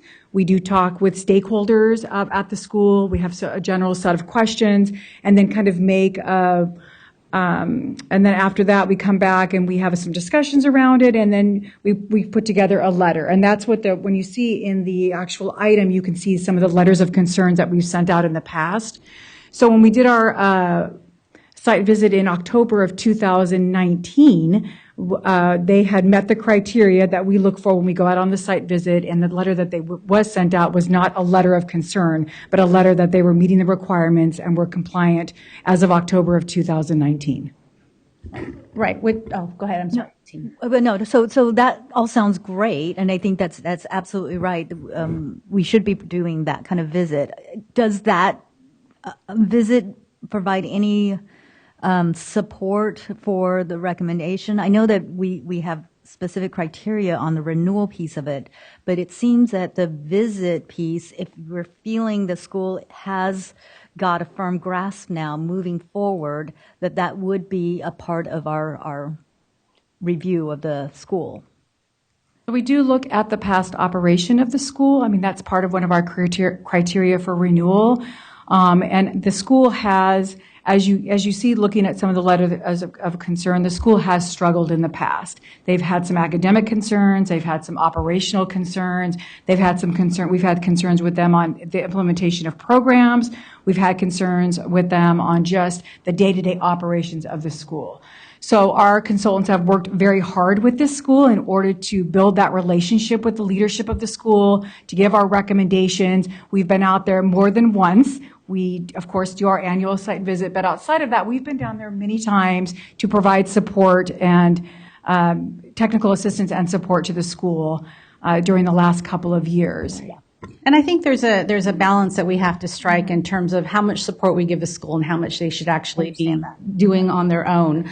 And in terms of sort of balancing what our thoughts are or what our observations were in October of this past year, and whether that outweighs their chronic issues and outweighs their academic achievement levels, which are really low, and they acknowledge that they're not meeting the criteria set in law for renewal standards. So, yeah, and that's what I was trying to get at. So, the last review, which seems like it's more positive than in the past, was that the person who reviewed felt confident enough that the school was on a positive trajectory, or is it okay, but probably feeling that, based on past trends and history and all that, even though they're doing a little better, it's right, not enough. And I think that is more the case in terms of it's a one look shot in October and like, okay, so you've gotten some things into place,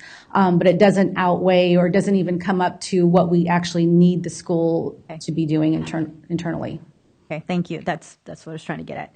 And then can I just get the oversight, the chronic absenteeism from the petitioners, and then I have a question around the fundraising.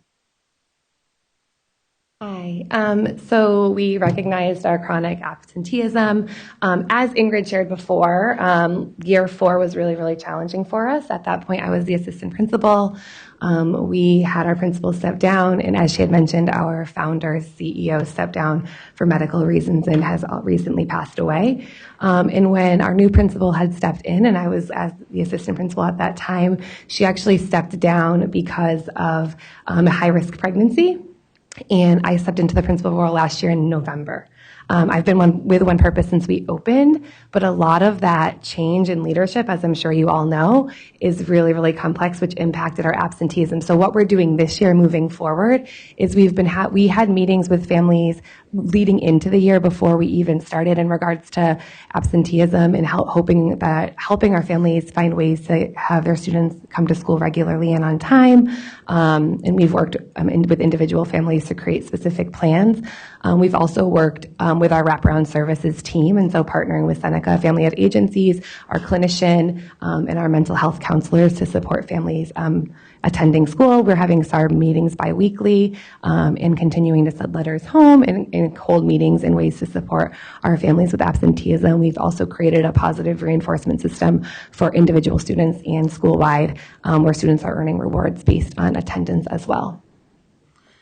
And just to give the board community context, Mike had mentioned Bret Hart also went in a decline too. Well, we're dealing with some community issues right there. Most of our students come from a particular housing site, which is Alice Griffith, which also underwent like displacement. So we lost some families. As you can see, Bret Harte is gaining some families back because some of them are coming back. But during that school year, not only did OnePurpose go through its transition, but the community went through a very traumatic transition too, where people were displaced and then put into a new system. If you open up the newspaper today, you could see how that community is still grappling with that transition. So we, as a community partner and trying to be a stabilizer in the community, also had to deal with that as well. So we lost some stuff during the move, and it happened in the middle of the school year. And we have seen more engagement this year than we have, specifically with our school events as well. And we have, at our most recent parent-teacher conference, 84% of our families attended. And I can answer the fundraising question. Okay, yeah, if you could, please. I was curious of the nature and where the fundraising is coming from, because your budget is solid because of that fundraising, but you can't rely on it. And so, and I understand that, you're going to get you have a plan to increase students, all that, but I'm curious where that funding's coming from. So the private funding that we receive is, a lot of it is raised through connections that our board has. So we have, a very thorough fundraising program that involves, reaching out directly to people through direct mail. We have tours of the school where donors come, see the school, and make donations that way. We have a spring event. We had our spring event last week that raised $350,000. And then we also solicit funds through private foundations as well. So we have a robust fundraising network. So we have myself. We also have worked with a development consultant as well. And then we have board members working a lot on reaching out to their contacts as well. And we've really spread out our fundraising. So we're not like solely reliant on one or two large funders. And if that funding drops out, then, our development or our fundraising budget drops significantly. On any given year, we have about 300 donors. So we've spread out the fundraising. So if say a foundation changes their priorities and is no longer funding charter schools, for instance, and we're not receiving that funding anymore, we can make up for that in different areas because we have a diverse group of supporters. Mm-hmm. So first, I want to thank the community and parents that came today and the board. I mean, I really hear a strong commitment to the Bayview and to continue to provide a nurturing site, even though it's a very small group of students right now. And I think the structure of the wraparound services and the coaches and professional development, the thinking around that structure seems solid to me, and the service. When I look at the chronic absenteeism, which I share with most of us, that's a concern. I also see that Bret Harte was really high on that comparable list too, and that's the community. So I recognize that all the schools compared have red in their chronic absenteeism, so something that obviously is an area that they're addressing. It's a small number of kids, and I am concerned some about first of all, knowing I counted at least 3 or 4 changes with the CEO and the several different principals, and we know that stability of leadership makes a really big difference. And I appreciate the stepping up the assistant principal and the work that you're trying to do, but how hard that is when the founder lays the foundation, the mission, everyone comes there, and then he gets sick, and is lost. And then, so I recognize that that's a predictor for lack of stability, and it's too bad for the community and for the kids that were there. And then the other comment I just wanted to make about, I think we've talked before as a board about sometimes we wish we could give a 2-year renewal with conditions and not a 5-year, and I know that changes, but not yet. And I wish we had a shorter, if we had that as an option. I think that would help. Because I think the commitment is there. I appreciate the board. The fundraising is amazing for such a small population that the community has, and I know the Bayview really depends on strong supportive schools for their community. So those are just sort of the highlights of my comments and my notes that I made. Yeah, I have a question for Stephanie on the governance structure. You had mentioned there was a conflict of interest there. Could you say more about that?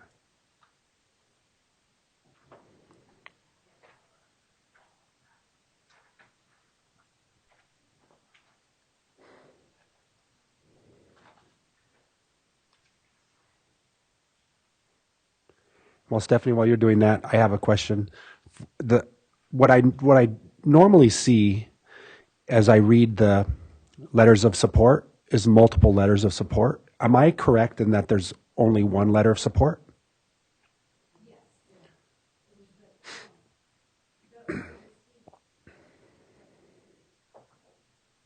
All the letters of support that we received are in your mailbox.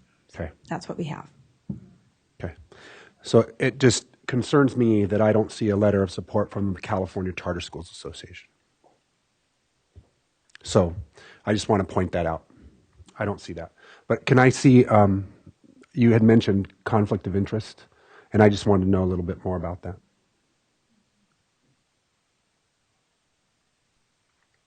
Some of the governance issues that came about, and I'm just, so you can follow along if you want to, I'm in attachment 1 on page 25 and 26.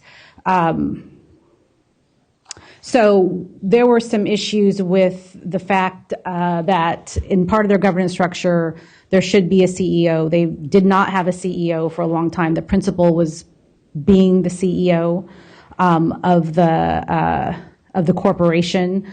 And as the board appoints and removes corporate officers, fixes their compensation, it seemed like that could be a potential conflict of interest with the principal actually acting as a CEO in terms of being on the board and also staff of a school.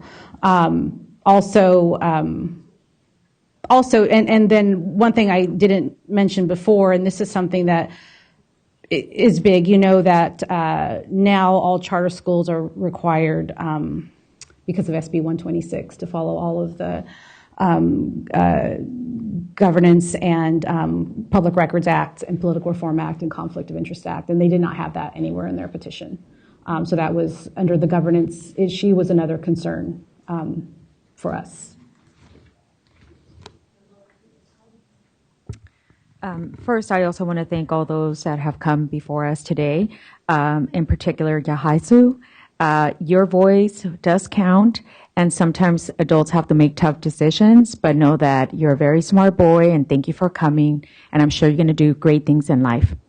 I have an observation and then a question. My observation was also the fundraising, and it was very impressive, but I also wondered how that could be the one consistent thing that didn't suffer when all the transitions were happening with the school, right? There was leadership transitions, there's low enrollment, at no point was the enrollment targets hit, but yet there's been consistent fundraising, and I'm wondering if maybe it would have benefited the school to redirect some of their attention to those areas that were not, where you knew you were falling a little short. My question is about the TK, and I heard that 1 year there was no TK enrollment, and I'm wondering if the original charter school identified TK as one of the grade levels, because I don't believe this school came before us for a material revision, so I'm wondering if TK was part of the original proposal. That would be for our charter folks. That's for CDE. That's for CDE. Was their original proposal, did it include TK? And I know, I'm sorry, I know you're frustrated. We'll get a chance to get back to the charter school, but this is for our own people. Yeah, the original charter that was approved in January of 2015, I believe it was, did include TK. So not implementing, not recruiting a TK class 1 year, would that not be a material revision that they would have to come before the board to not enroll that grade level? That could be true, yes. I think the problem that they had ran into is that they were not given a Prop 39 agreement that would allow for an extra classroom for TK. And I do believe that with the past leadership in the charter schools division allowed them to do that for just the 1 year. Okay.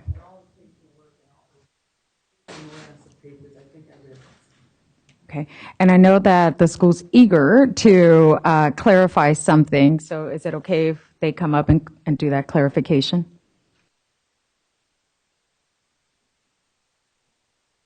Thank you. I appreciate the opportunity. The CEO position was not filled when our CEO departed the school. We were in constant conversations with CDE staff about our lack of having a CEO because we understood and could read our bylaws and our charter, which indicated that we had to have a CEO. The CEO never served on the board of directors. That was never a part of our bylaws or the charter. When our principal took over the running of the school, our principal did not become the CEO of OnePurpose. I, as board chair, I essentially was in charge of the school. So I don't believe there was a conflict of interest, and the board certainly has always maintained the ability, though not the desire, to hire and fire Annie Shibley. In terms of fundraising question that you asked about the constancy of our ability to fundraise, the board is very proud of the fact that we stepped in more than a board should ever step in with the running of an organization, nonprofit or for-profit. We're very proud that we were able to participate and help the school through the difficult transitions. That did not preclude us from asking questions, trying to be involved in the program side. And we tried, and I think that we've submitted a number of items that have documented the programs and the fundamental steps we've taken to try and turn the program around. So one was not dependent on the other. There was enough time for both, and frankly, fundraising was easier than turning the program around.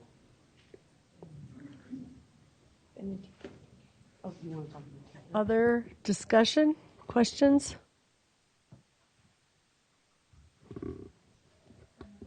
Yes.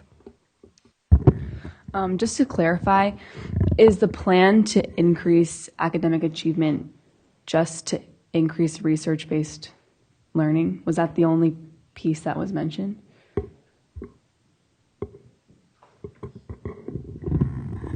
So we have adopted new curriculum this year that was research-based. So originally we were using project-based learning model with research-based curriculum, and we realized that our students weren't getting as much as they needed with project-based learning. And so now we're implementing our research-based curriculum that was adopted.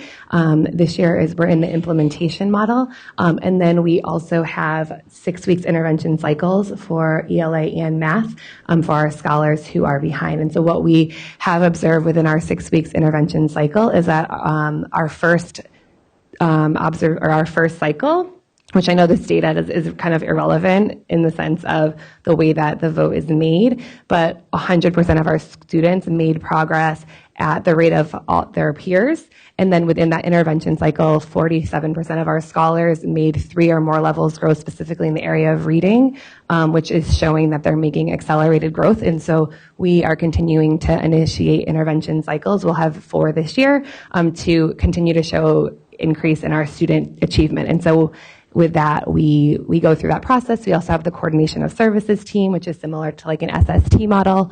However, within that model, we do have our Seneca providers there as well. And so it's really a wraparound support team to ensure that we are moving forward with the correct protocols around special education as well. All right, since you're here, I'd like to add a couple more questions, if that's okay. Another area of concern was the rate of suspension, particularly for Black students. It was on the dashboard. Even though there's a social emotional learning component, I was wondering what's happening with respect to that. Yes. So I really believe in unconditional education. I'm a former Seneca employee, and I transitioned over to OnePurpose. And so we are doing everything to ensure that our students are not being suspended and they are accessing curriculum in school this year. And so our suspension has definitely decreased. And we have, with the Wellness Center, we've just observed in general a decrease in our discipline data. At the ACCS meeting, we showed a specific slide. I don't have it here today in regards to our improvement on office discipline referrals, and it is reduced tremendously. I'm pretty sure it was about 9 students a day were receiving office discipline referrals in the fall of 2018, and then in the fall of 2019, we ended up at around 2 students a day. So our entire culture and climate of the school in general has shifted, and I think just allowing students opportunity and space in the Wellness Center and also having staff there to provide social emotional learning supports has really, really shifted our even the conversations around suspension.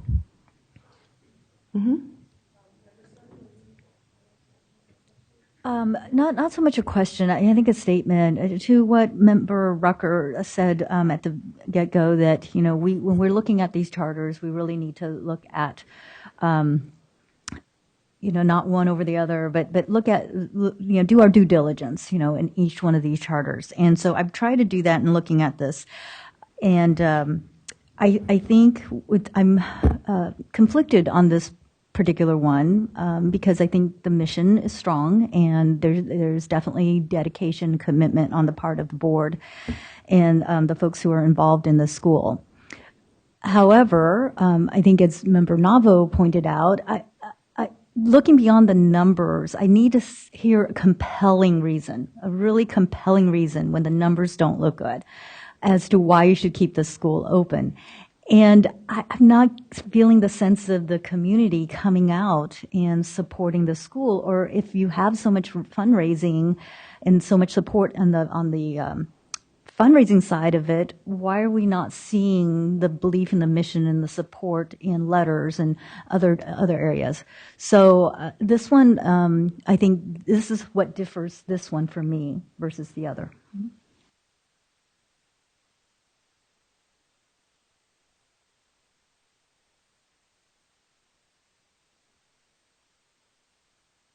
Seeing none, do I have a motion? I move the CDE recommendation to deny the renewal of OnePurpose School. Is there a second for that motion? I'll second. All right, we have a motion and a second. Is there any further discussion? All right, all in favor of the motion as stated, say aye. Aye. Any opposed? Any abstentions? I think we need to see a count.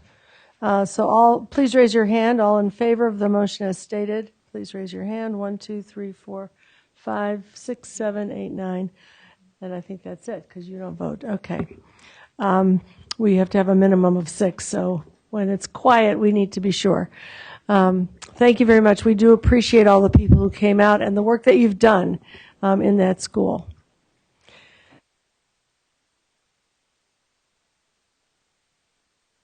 Take up item 16, general public comment. Public comment is invited on any matter not included on the printed agenda. Are there any public comments? Yes, we do have one speaker, Augustine Urgiles.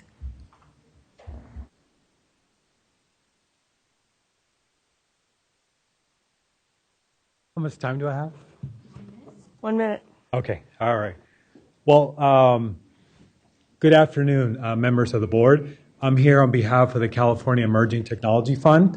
That is a statewide nonprofit organization with the mission of closing the digital divide across California.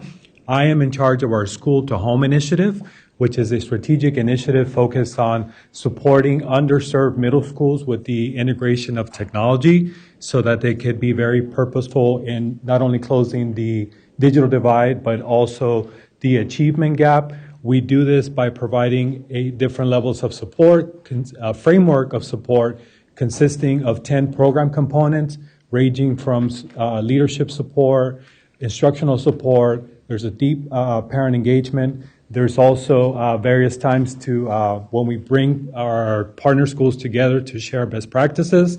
This past year, we had a very successful academy. We're very honored to have Ms. Rucker come and join us. We had a great conversation. The schools were energized. They came out really focused. We had a good conversation.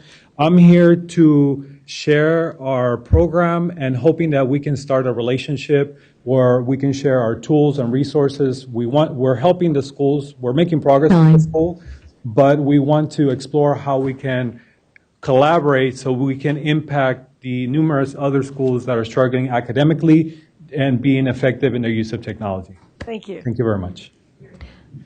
Agustin Urgiles. Sorry. Thank you. We do have a number of other speakers.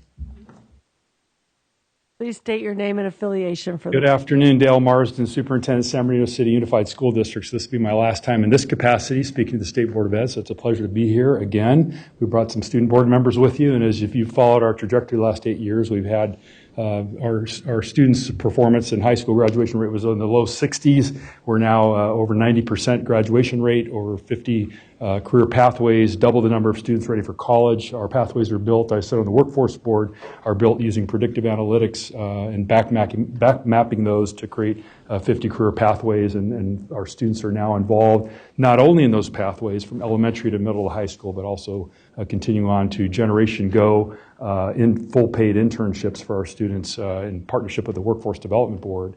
We've seen incredible outcomes for our students participating in this internship program. 50% of the students are getting employed.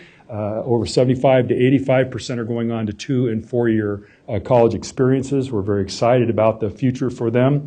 We're excited about the student voice component in our school district. As you see our students here, we want to thank Ms. Ortiz-Licon and Ms. Sandoval for your support on the State Board of Ed, and such a pleasure to be before you, and excited about the opportunities for our students. So I'll let them speak and use the remainder of our time together. Hi, my name is Kayla Duhart, student board member. I would just like to speak on behalf of our pathways. Just last week, I was able to visit Cajon High School, Norton Elementary School, and Curtis Middle School, just to see what they're working on with our different pathways. An eye-opener for me was to see the elementary kids. They're learning area and perimeter. They may not use that mathematical lingo, but they are learning that. And so I figure that that basis is so extraordinary, because in elementary, I was not doing that. And when they get to middle school and high school, it'll be so easy for them to just hop along, because they already have that basis of that knowledge. At Cajon, they have so many pathways, from machining to craftsmanship, building boats, racing boats, and it's just crazy how much potential these kids have, and that our district is allowing them to unleash that potential and just go and soar with their future careers and find a passion that they love. Thank you. My name's Vanessa. I go to Arroyo Valley High School.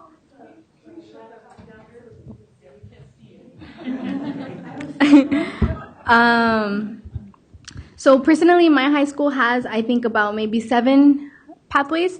There is VAPA Academy, Visual and Performing Arts. Core Academy, they emphasize them helping the environment. There's Business and Logistics. There is National Security. I'm in Global Leadership, so that is basically like 2.0 for AVID. And so the first 2 years is you do MYP, so it's just like the honors courses, and then you get to decide whether you do AP or IB. And it's been a really good experience for me, and personally I have always tried to like keep it going. And I know there's a lot of students that struggle with their mental health, so I've always advocated a lot for kids to get the help with their mental health so that they can keep on track with all their schoolwork. Hello, my name is Eric Morales. I would like to express it is our great pleasure to have had the opportunity to speak before you all today. And give you guys our gratitude for having been so supportive of the career pathways and the local control funding. Local control funding formula. I'd also like to emphasize the importance of programs like Generation Go for the students in our community. Lastly, I can proudly say on behalf of all the students in San Bernardino City Unified that you guys are doing an exquisite job, and thank you guys for having us. Thank you. Good afternoon. How do you follow that, right? So I'm Ginger Ontiveros. I'm the Executive Director of Community Engagement for San Bernardino City Unified School District. And I just want to emphasize as well the value of the local control funding formula. Not only has it made incredible outcomes in our district, you've heard the outcomes from Dr. Marsden, really increasing our graduation rate, doubling our A to G college preparation rate, giving our kids really powerful opportunities to connect with the community. But it's also served as a catalyst to help our community come together in a program called Uplift San Bernardino, helping us through a collective impact model to really embrace the success that our kids can have locally so that they can stay and be part of transforming a community that right now is living in poverty. And so we really want to thank you for that investment and that trust in our local leadership and putting the investments where they're needed to change our own communities and the trajectory of our children's lives. So thank you for the work that you do. Okay. Thank you guys for, I just want to thank you guys for coming all the way and giving us such an uplifting end to our meeting. Thank you so much. So I just have to say, I have seen these pathways and schools in action in San Bernardino. I've been very fortunate to visit several times, and this is really, truly in action, an amazing turnaround. And I just want to thank Superintendent Marsden and the team for coming, and what a nice ending to our 2-day meeting. Just thank you for taking the time to come over and talk to us.